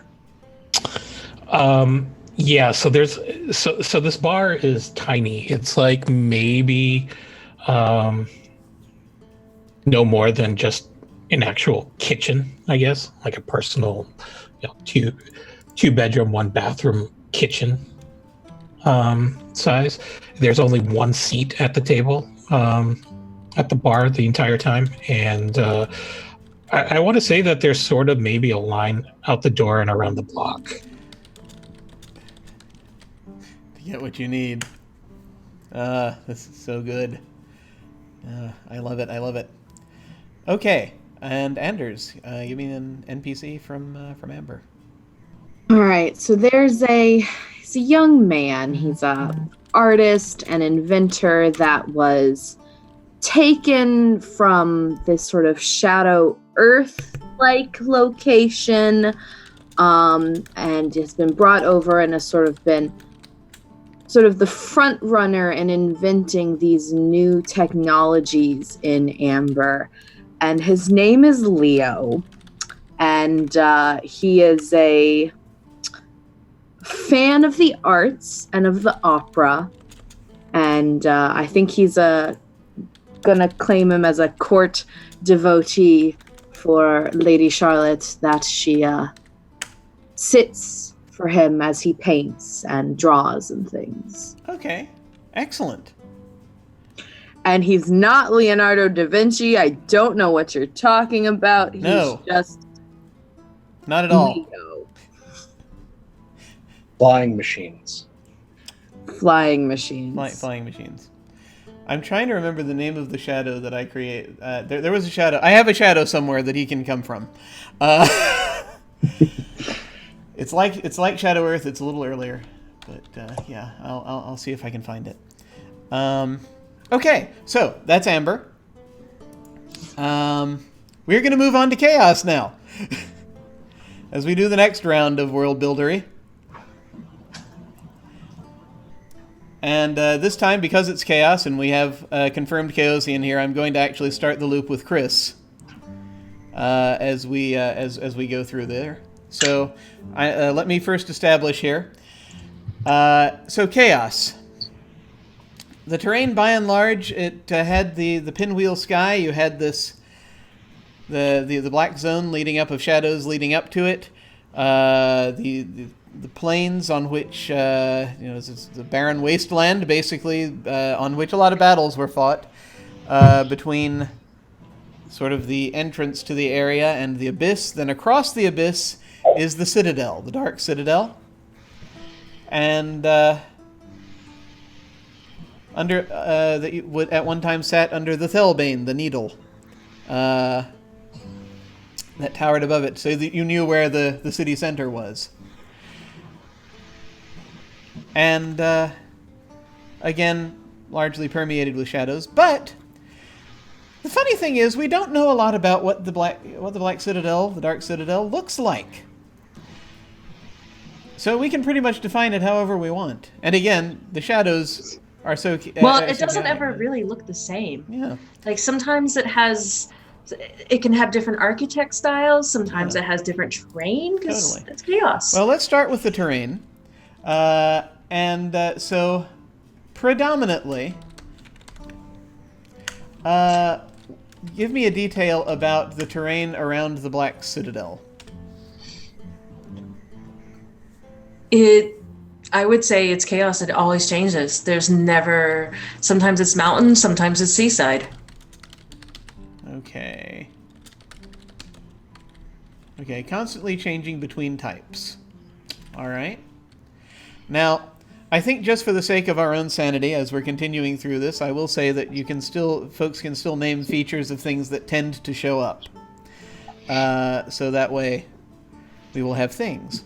But it is still constantly changing. Or perhaps there are constants. I don't know. Let's find out. Anino, name for me a terrain feature near the Dark Citadel. I don't know what I'm just gonna call it the Citadel. I'll figure it out. They never really got into detail. Sorry, go ahead. So the surfaces of the Citadel are very shiny and smooth material in which nothing will stick to them. They're practically frictionless. Oh, I Like it. Yes. It's frictionless. Okay. Anders, give me a detail about the terrain around the Citadel. You mentioned a plain where battles had taken place in the past. Yes, right across the abyss. I believe from this plain there's a almost like clockwork rolling haunted wind that sort of flows off of the plain and sort of passes through chaos and then disappears, and then several hours pass and then it comes again, and for just the briefest of seconds as it passes through, everything gets cold and then it's gone. How many times a day does this show up? Twice a day. Twice a day. All right.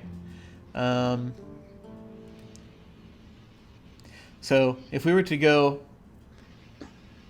Roy G. Biv as the 7 basic colors that we have, and then we have the sort of the night sky on the other half. It's basically so we've got these 7 bands of colors in the sky, and on the other half of the sky that's turning, we have sort of darkness with stars swirling around and moving around in it. If you were to name, and so we usually refer to the time of day as it's red sky, or it's yellow sky, or it's blue sky, or it's night. Did you want to specify which 2 skies it appears on the wind appears under?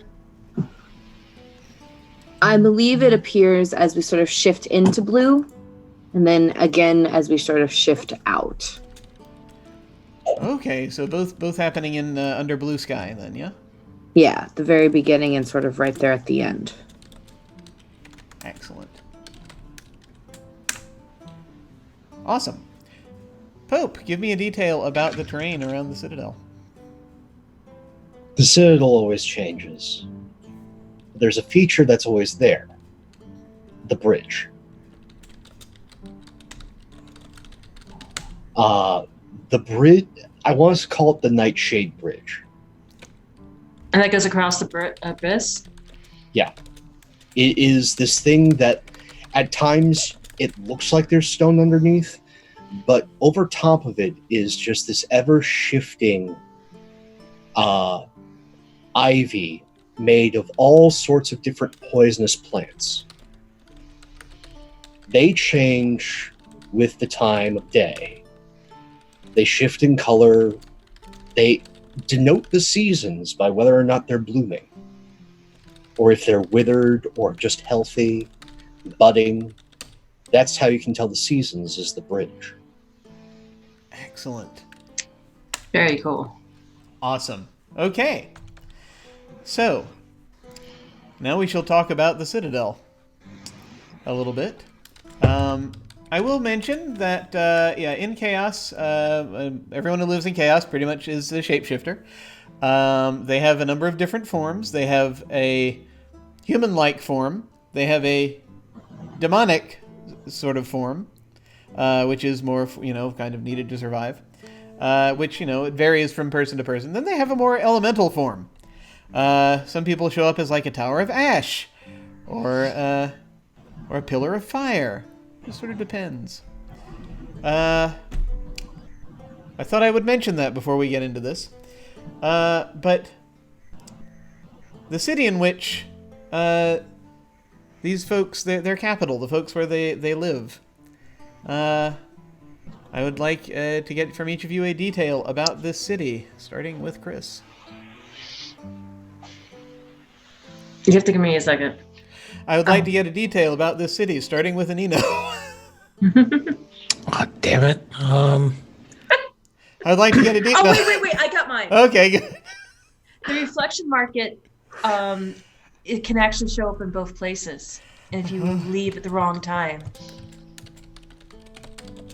I don't know. Here we go. No, it's perfect. It's great. It's wonderful. You could exit it if you leave before. If you leave, like it could show up in amber and then disappear and then show up in chaos. And if you stay too long in it, you will leave into the wrong court. There's this funny rumor that's been going around that, can't possibly be true. But oddly enough, it's something that goes around both places, that apparently there might be vampires around in both Amber and Chaos. It's funny. That rumor has only been around probably as long as the reflective market has, but there might be vampires. Also, very occasionally whispered of scaly people, but it's hard to say. Anyway, moving on. We're going to move on to Anino now, and tell me, do you have a detail about the Citadel? Detail about the Citadel. This grand enclosed city in which the prime So I want to live. Yeah, so I want to say that a lot of the Citadel is actually subterranean.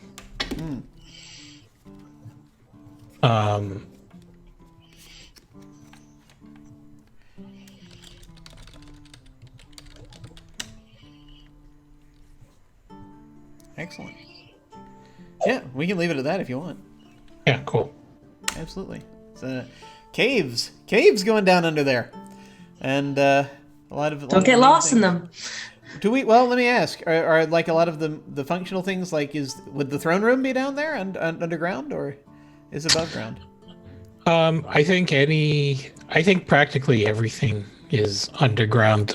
I want to say that the structure itself above is only a model. Nice.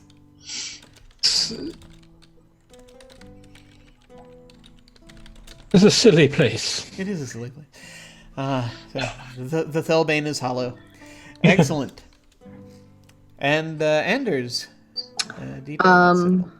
Okay, so most of the city is underground, and these underground caverns and constructions and buildings and roads have very clear ways to navigate through the city, but they're not always the fastest way to get from one place to another.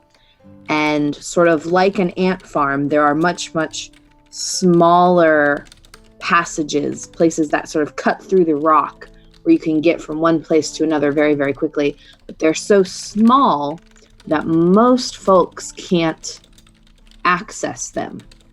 So there is a sort of known, I don't know if the right word is gang, but there is a sort of society of like street urchin-like children that are known as the rats. And the fastest way to get information or a package or something through the city quickly is to hand it off to the rats, because they can navigate these very, very tight and quick passages through the city. Yes. Excellent.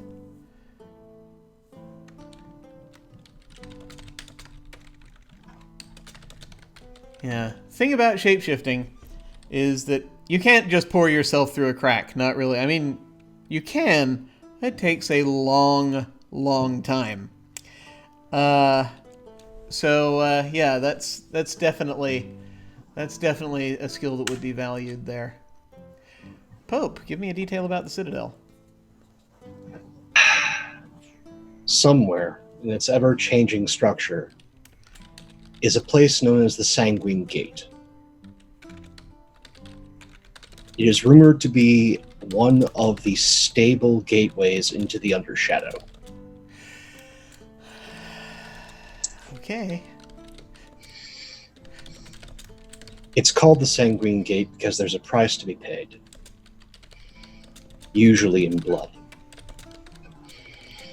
Doesn't have to be your blood, though. No. No. Goodness, no. Also, fun fact, Chaosians bleed fire.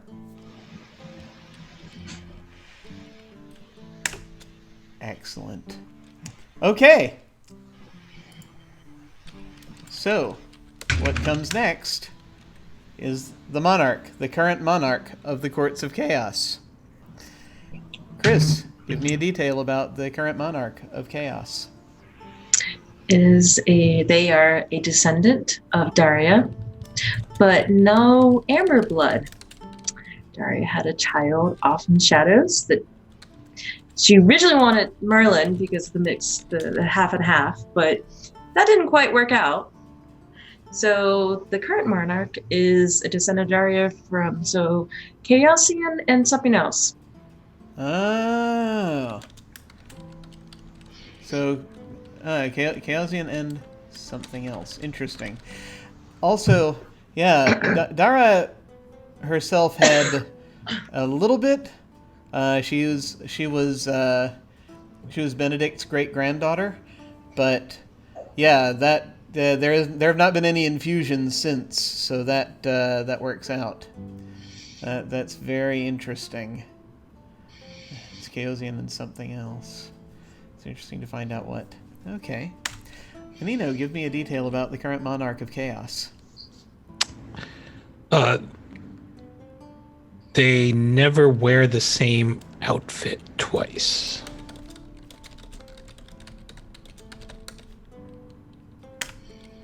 Are their outfits particularly spectacular? Flamboyantly so, yes. Excellent. Also, they change their character they change their attire according to the time of the day. Ooh. You have to match the sky. Yeah, all the color coordination going on. You gotta change Of your course. clothes 8 times a day. 8 times a day, just as many meals as hobbits would have, Also, so to speak. not as In big a fact- deal for people who have magic and are shapeshifters, but still, yeah. No, still, but I mean, there's only so many clothes you can shape. I know. So amazing. on top of that, but let's see, it's actually obsessive to the point where if they wander or enter a room or go to an event in which their chosen outfit clashes, they will immediately call for wardrobe change. Excellent. Okay. Anders, give me a detail about the current Monarch of Chaos.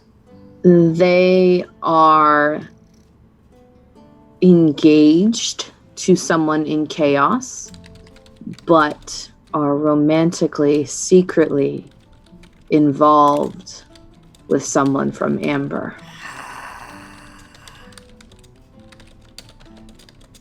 Scandalous. Versus love. Oh dear. All right. Pope, give me a detail about the current Monarch of Chaos. They are on a personal quest as part of their nuptials. Because honor demands that they have a proper gift before the wedding. And have their honor guard searching all of Shadow for the appropriate gift. Interesting. Oh, this is going to be very interesting. Can I add that the Monarch is also gender fluid since it's chaos? Sure. Absolutely. Love that. That just makes all the wardrobe that much more open, I guess. Yep. Oh, yeah. Coordinating time of day. No, totally. Totally. No, that totally works. I mean, yeah, that's... I think a lot of Chaosians are gender fluid. Because why not? Yeah, why pick one? Yeah. You could be all of them. You can literally have a sliding scale. Yes. All or none. Okay. So that's the Monarch. Now, I'm going to go through and have you each give me an important NPC. This can be someone, again, your character either knows about or is connected to, if you like, or it can just be someone who's there from Chaos. And again, we start with Chris. I would like to mention the person I have the connection with is the head of my house. Okay. I don't have a name at this moment, Okay. but I feel like they are like much of Chaosian gender fluid because, Sure. you know, but specifically they are very good at shapeshifting. The house focuses on the shapeshifting and all of the and in this description, one of the things I really like is they don't any type of fighting style, any type of weapons. They want to create their own weapons for their body and not necessarily use other external weapons because it's almost art. But there's definitely like a really strong scholarly focus on shapeshifting, and that's who I've done studying under. Excellent. Very good. And so I do come from a noble house of chaos, but Absolutely. So you're from House Carrix, right? yes. Okay. Excellent. And Anino, give us an NPC. Chaosian NPC. So, playing off my earlier NPC idea, I want someone who's basically called the Enabler. And their job is to provide maximum encouragement to their patrons' desires, I guess. Excellent. So this is someone who goes around providing, enabling all kinds of things, or is it what do they specialize in something? So when someone goes needs to make a decision that could be very, very destructive, and they know they shouldn't make that decision, but just want to. The Enabler is there to basically give them that nudge to get them past that inertia. All right. And I want to say that this person has a very close tie to, the bartending psychiatrist, in the fact that to keep both of their businesses going, their clients basically bounce back and forth. Well, I think we figured out what's causing the reflective market to appear in both places. Yes. It's a scam. It is. There's still going to be a plot hook with this reflective market. You think? I don't know. All right, Anders, Chaosian NPC. Okay, I would like to create the fiance of the ruler.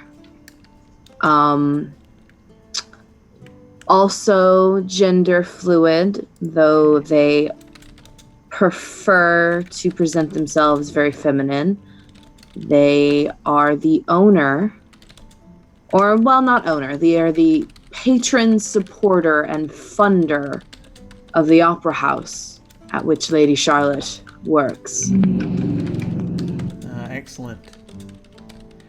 Also, feel free at some point to come up with a name for the opera house. Right now, I'm just thinking of it in my head as the Lunar Opera.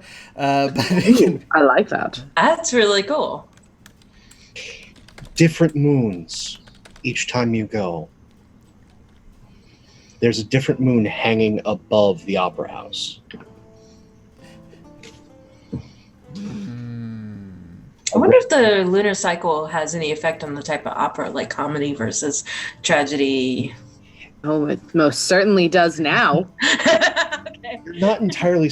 No one's entirely certain if the opera that's going on influences the moon or the moon phase It influences the opera. who knows? I feel like this is this is probably in a shadow pretty close to chaos. So there's a lot going on. It could be anything. Excellent. Pope, give me an NPC. Chaos.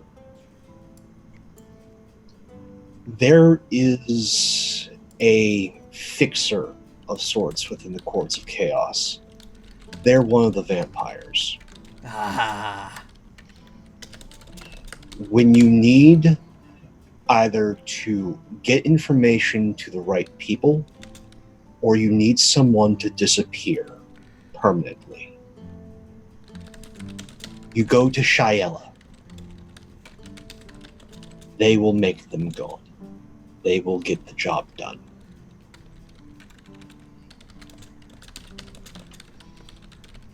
Shayala, could go ahead and send me the spelling on that. Excellent. Excellent. Okay.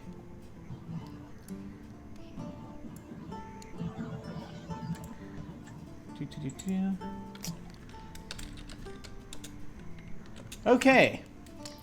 So, just a few more details. And then before we get into your direct relatives, let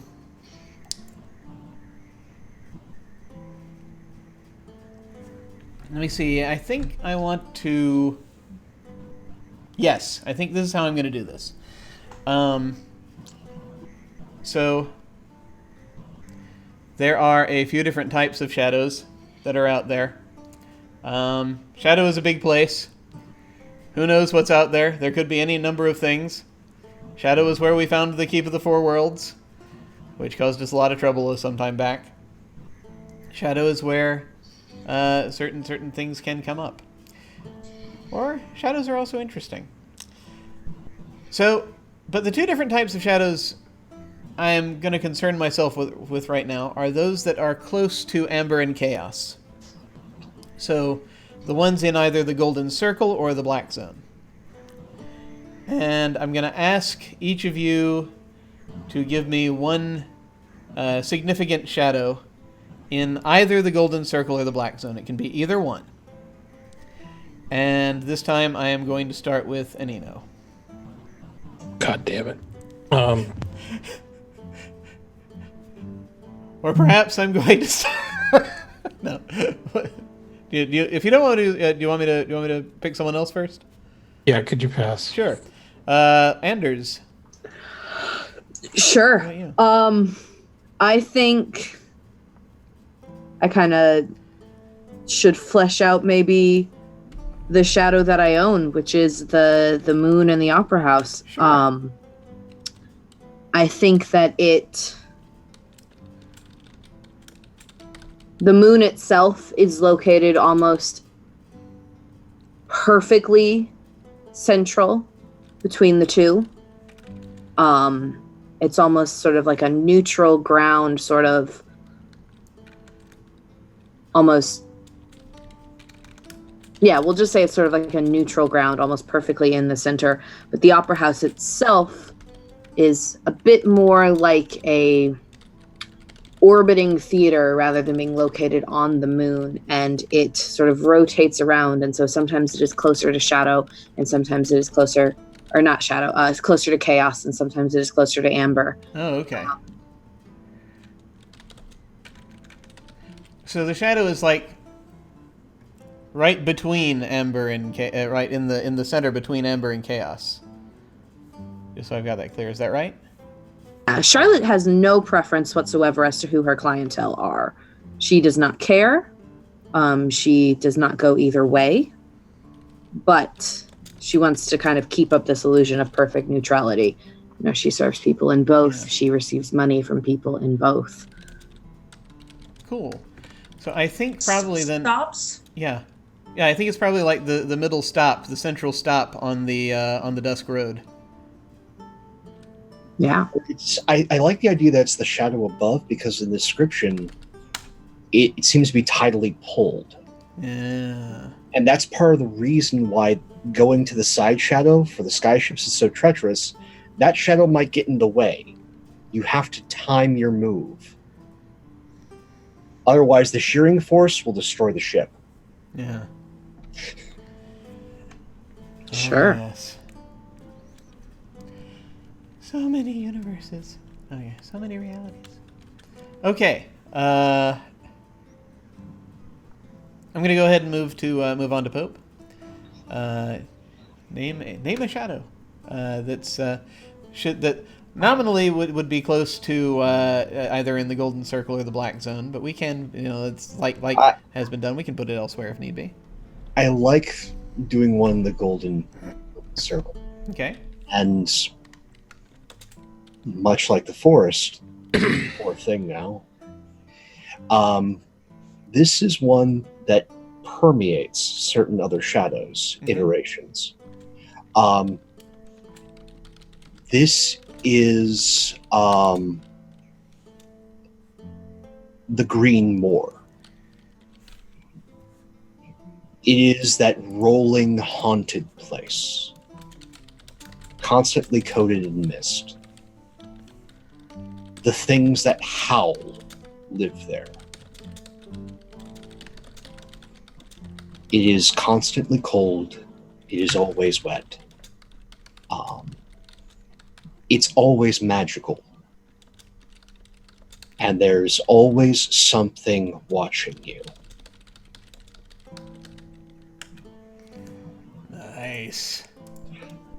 Nice. Very nice. Okay. Chris, a shadow close to... The Black Circle. There's a shadow that most would use the name Atlantis. It is, because it's in the Black Circle, sometimes it's underwater, sometimes it's not. It can go in between, and the reflection of it in other shadows is where the concept of Atlantis comes up in like our Earth shadow, and that's why at times we have stories of it above water, and we have stories of it underwater, because it's the reflection of where it is in the Black Circle.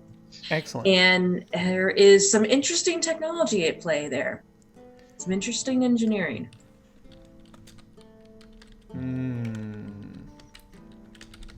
Along with people who can deal with both being underwater and above water. Cool. Excellent. Okay, Anino, have you got a shadow for me? So you're saying this is basically a universe that... Yes, it's its own reality, an alternate reality. All right, screw it. Let's go with this far-flung future in which robots are waging a war. Cool. An empire. Screw it. We'll just go with the setting for Robot Hamlet versus Robot. Well, we don't necessarily have to go quite that far, but we can just say that robots are. No, that's it. We'll just go with that. Is that Golden Circle or Black Circle? I think that's Black Circle. Okay. Let's see. Shakespearean robots.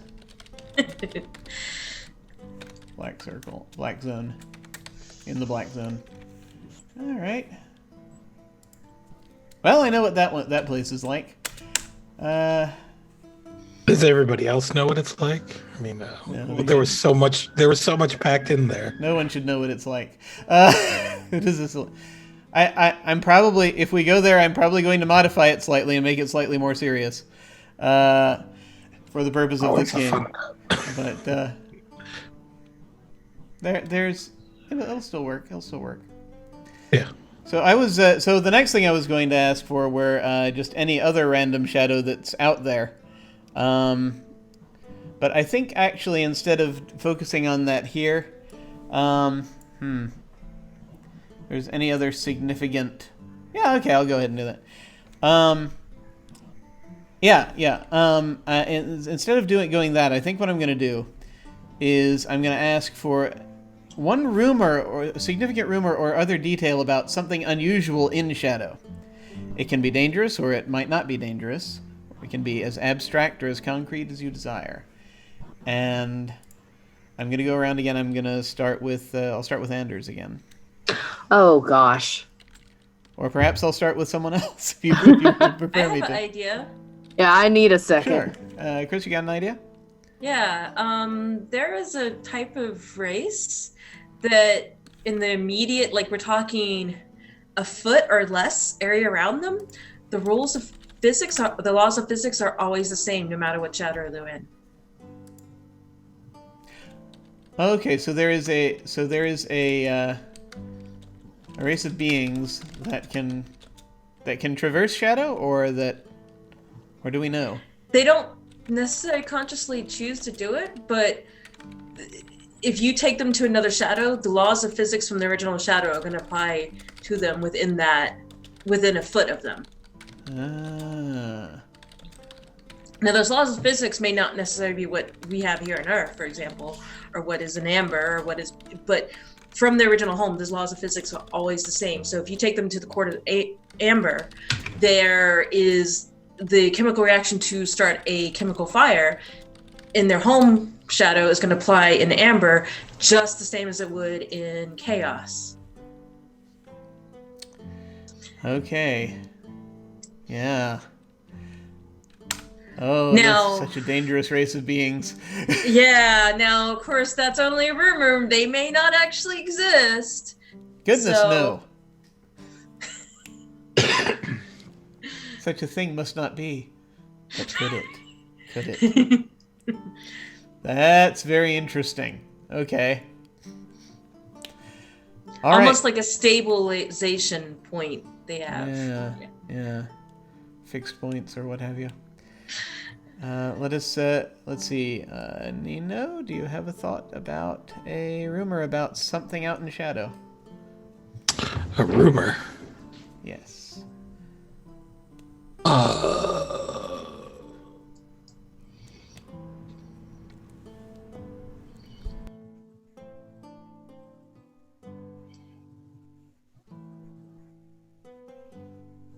right, could you come back to me? I'll think of something. Sure, no problem. Anders, have you thought about a rumor for something out in shadow? There is a rumored cat that lives on the Dusk Road, that if you approach it alone and ask it a question about the future, it will either give you the exact truth of what is going to happen or the exact opposite. And if you choose to pursue it, you may be going into what exactly is going to happen, or you may be chasing something that could never possibly happen. You don't know. Interesting. Cool. I like that. All right, Pope, do you have a rumor about something in shadow? Yes, and it's a prevailing and dangerous one. That the Undershadow can be traversed by anyone. Oh dear. You just have to pay a price before entering. It is also faster and safer travel to whatever shadow you want. It speeds up in traversing the bigger the price you pay.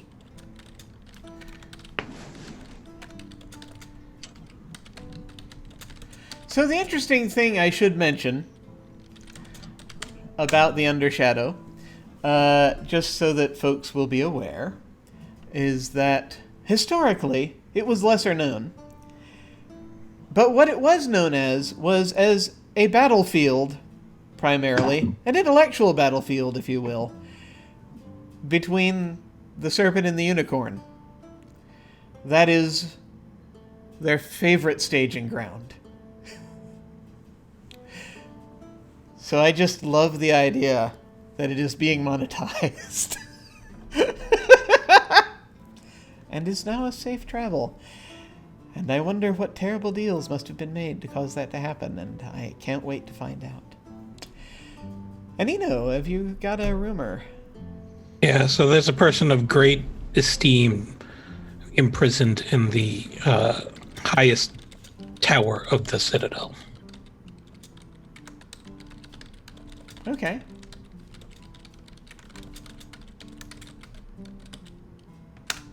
Cool. We can totally do that. Any other details about it, or do we not know? Do we not know? All I mean, it right. wouldn't be a rumor if we did. No, that's fair. That's fair. There's someone very important up there. There might be someone very important up There there. might We be. don't know. But that place, I think, is then... So as I said, chaos is permeated with shadows. The highest tower of the Citadel is perhaps known to be one of the worst points where a lot of the shadows collide. To be imprisoned there must be horrifying. So that's going to be interesting. It's like living in a shadow storm. Okay. Add one more rumor.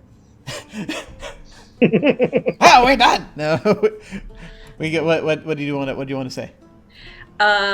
There's apparently someone who can traverse shadows, who's kind of a trickster, who likes to take people from one shadow that's close but slightly different to another, and that's why you get people on like our Earth shadow who think the Earth is flat, because the original shadow they came from, it was flat.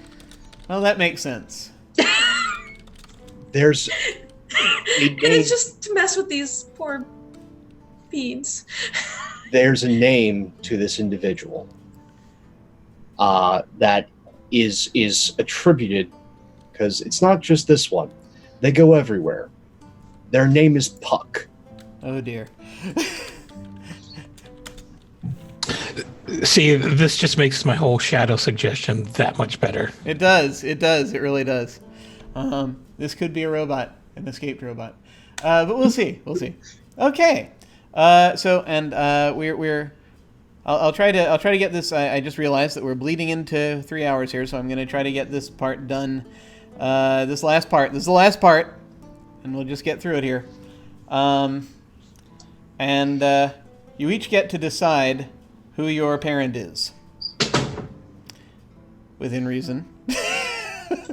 Now, so I'm going to want, and you don't have to do this. If you'd rather do this offline, we can do it offline. But I'm going to want to, so if we want to do it that way, we can. I'd like a name and a description of your character's parent. One of your character's parents. Obviously, the one that would be most connected to one of these two poles of existence. But they don't absolutely have to be, just if you want. Or maybe you haven't found out if they are or not. Who knows? But the one who, if it is the one who it is, I'm also going to want the name and details about your other parent if you would like to give them. That's voluntary. That's up to you. You don't have to do that if you don't want to. And from that, I will determine the family tree and how it connects to everything else. And I think from those descriptions, we'll also be able to determine who among those NPCs are going to be highest ranked in Psyche, Strength, Endurance, and Warfare. These will be effectively the elders in this game. Your parents. And those with whom they are associated. Or their relatives. And we'll kind of figure that out. My question to you is, since we are hitting 10, I will ask, do you want to work out some of that now? Or would you rather work that out in the coming week? I'm good either way. I mean, I think I have a general idea of who my parents are, and I don't necessarily have names though yet. So I can leave the name spots open, but give the general description. I don't know about anyone else. Yeah, how does everyone else feel? I think I'm in a similar place. Okay. I've got mine. Okay. Excellent. Now, you can claim people from canon if you so desire. I'll say that again. But again, it's not absolutely required. Because again, we're building our own version of this. So we're going to go around and let's see. Yeah, I'll go ahead and we'll start with Pope. You have yours. We'll start with yours. I'm going to be cheeky. I'm Merlin's grandson. Okie doke. My parents were Cassandra and Mordred.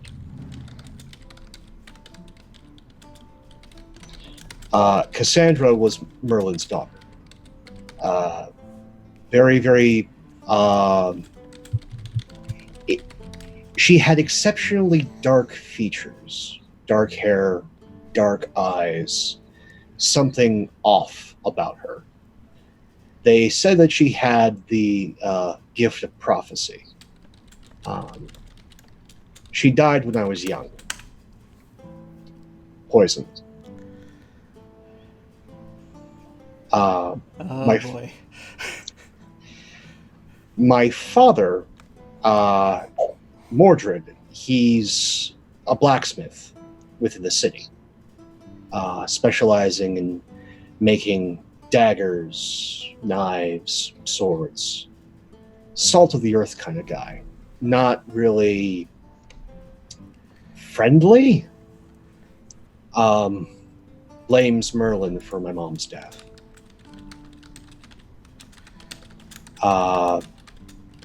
And so Merlin has this sort of awkward relationship with me, in that I remind him of his daughter, but that's part of the problem. Well, I've just figured out a couple of things about your character. I've also just figured out, I think, who Cassandra's mother is.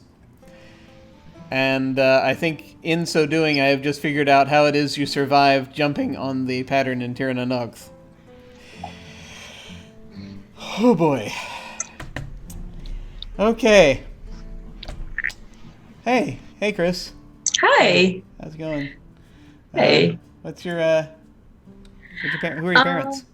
Well, several generations removed from Solhul, the keeper of the Logos, and Merlin called him Uncle Solhul. He was Yes. I how the Court of Chaos, like, weirdly their family lines are very straight. There's not a lot of mix-ups and everything like that. So very, like, I grew up like a proper courtier person. I knew my mom and dad, no real drama other than we're Chaosian. And I would say my mom is the sister of the head of my house. So niece of the head of the house, and just, your average Court of Chaos person. Okay. Thing. Oh no, absolutely. So is your mother the one that's and we're gonna go all we're gonna go all over the place with the pronunciations. Don't worry about it. But is your mother the one that's descended from Suhe? Mm-hmm. Okay. All right. Do you have any details about your other parent? I think they got married because it was probably a noble from another house, and it was a political alliance, and they were friends. There wasn't necessarily love, but they were friends, and they had a good partnership.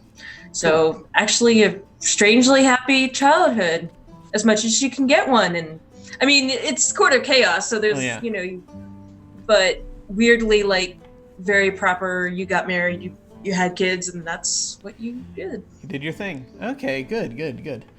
This will be very interesting. Yeah, I mean, like, this weird mix in Chaos, like the gender fluid, that you can be anything you want, but then there's also, like, but you know who your direct descendants are, and you know who your ancestors are, and those genealogy charts are very well organized and laid out. Alliances have to happen. That's how it goes. I'm gonna have to figure out how far removed from the throne you are. I will leave that up to you. Because, to be fair, there are a lot of Chaosians, and they're all in line for the throne. All of the Lords of Chaos. So there are many numbers. But we'll see. We'll see. Okay. Anino, do you have any details about your character's parents? No, because frankly, up until about 5 minutes ago, I thought my character was just going to be an orphan. So, Oh, you can be an orphan. That's fine. You can, yeah. No, you can Okay. totally be an orphan. So you don't have to. I can. If you would rather not know, then we can figure it out. Sure, let's go with that. All right. I will ask you instead, and you can come up with this in the coming week if you prefer. Just sometime between now and next week, let me know someone who you grew up with or who was important to you from your orphanage. And Sure. I might know more about your parentage. Okay. And Anders, Lady Charlotte. Okay, so I'm a little focused on this being of two worlds in this very neutral place. So I've kind of imagined that one parent comes from Amber, was sort of a court noble or someone of importance there. And this was her mother, Asha. And her father comes from Chaos and was a member of a house of some sort. And someone in chat said pirates. And that kind of stuck into my head. So I really like the idea of them like falling in love and deciding, screw the houses and the two sides, and they get a boat and they go and they sail the mist in their flying ship and have this sort of very, very neutral sort of life and ultimately have a child.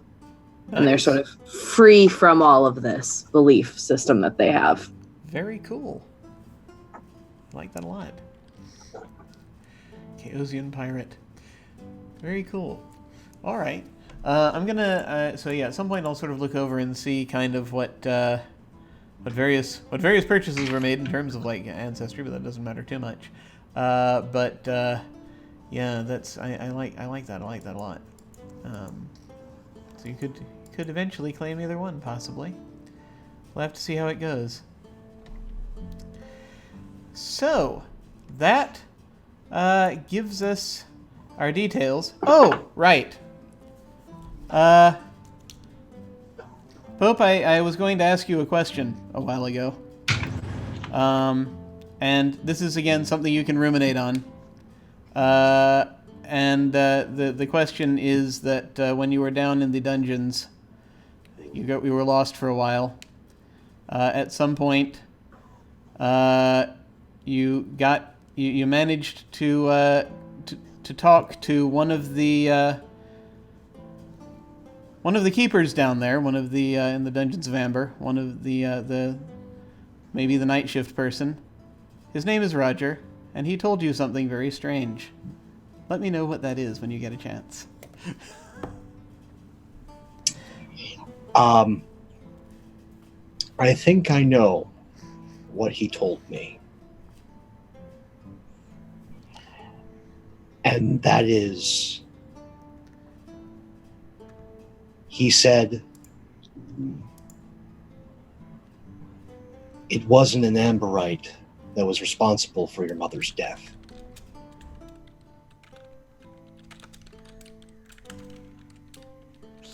And he didn't say anything more about it. Excellent. Cool. I might have similar questions for the rest of you as time as we move forward over these next few sessions. This one just happened to pop into my head. But we'll get there. All right. That has brought us to the end of this first session. So, thank you all so much for coming and setting us up for this session 0. I cannot wait to get into this and see what happens as we delve. Next week when we start out, I'm just going to ask you where you are and what you're doing, and things will happen. Because that's how these games always start. You get to decide how and when you're doing things, and then things happen to you. We're going to go around and have everyone do their outros. They're going to tell folks where you can find them and any final thoughts about this session. And we're going to go reverse order from where we started, and we will start with Anders. Oh, that's me. Hi, I'm Anders. You can find me on the internet at Anders_D_K or Hats, Cats, and Clerics here on Twitch. I have no idea what my streaming schedule is this week. I'm still on con brain. Probably won't remember I have things scheduled until the day of. But you'll probably find me on Variant Roles this weekend at some point. I don't remember when. Asides from that, follow me on Twitter, I guess. Thoughts about this? This is like very, very different, very cool. I'm very excited. I'm also very nervous because some of the times things are being said and I was like, I have no idea what's going on, huh? But I also loved how much we got to contribute to it. So very excited and really looking forward to this. Yay! Very cool. Very glad to have you on. And yeah, I wanted to do it this way because I wanted to make sure that that folks who weren't familiar with the original material still would come in knowing pretty much as anyone else about the current state of affairs. So that I hope is helped in that degree. But let us move on to Anino. Hey, my name's Anino. You can find me on Twitter at Anino Gaming. Yeah, this is very interesting. I had next to no time to prepare today because it's been super work, but it seems Jim likes to put me on the spot a lot. So, I don't know why I keep coming back to these mini campaigns. He just keeps coming back no matter what I do to him. It's amazing. it's crazy, right? As far as streaming goes, you'll find me here on this channel again on Saturday at 8 p.m. for The Edge of Paradox, our Invisible Sun campaign, where I play Mac the Husk, a something, blah, blah, blah, whatever. He does stuff with spirits, and, that's it. Yay! Excellent. I am really looking forward to seeing how this how this goes. Let's move on to Chris.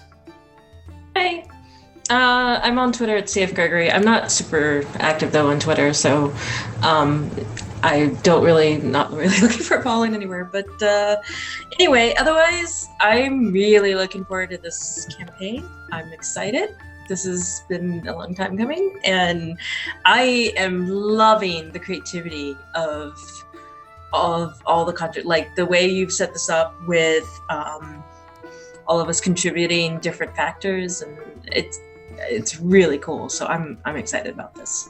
Yay! I'm so glad we're finally there. We're finally making it happen. So long. Awesome. And finally, Pope. Hey, everybody. Pope World Build on the Twitter, World Build on the Twitch. I lurk in all your streams. If you want to find me in this bizarre August, I will be over on Encounter Roleplay at 8 p.m. Eastern for a short little 3-shot in the world of Warhammer Fantasy.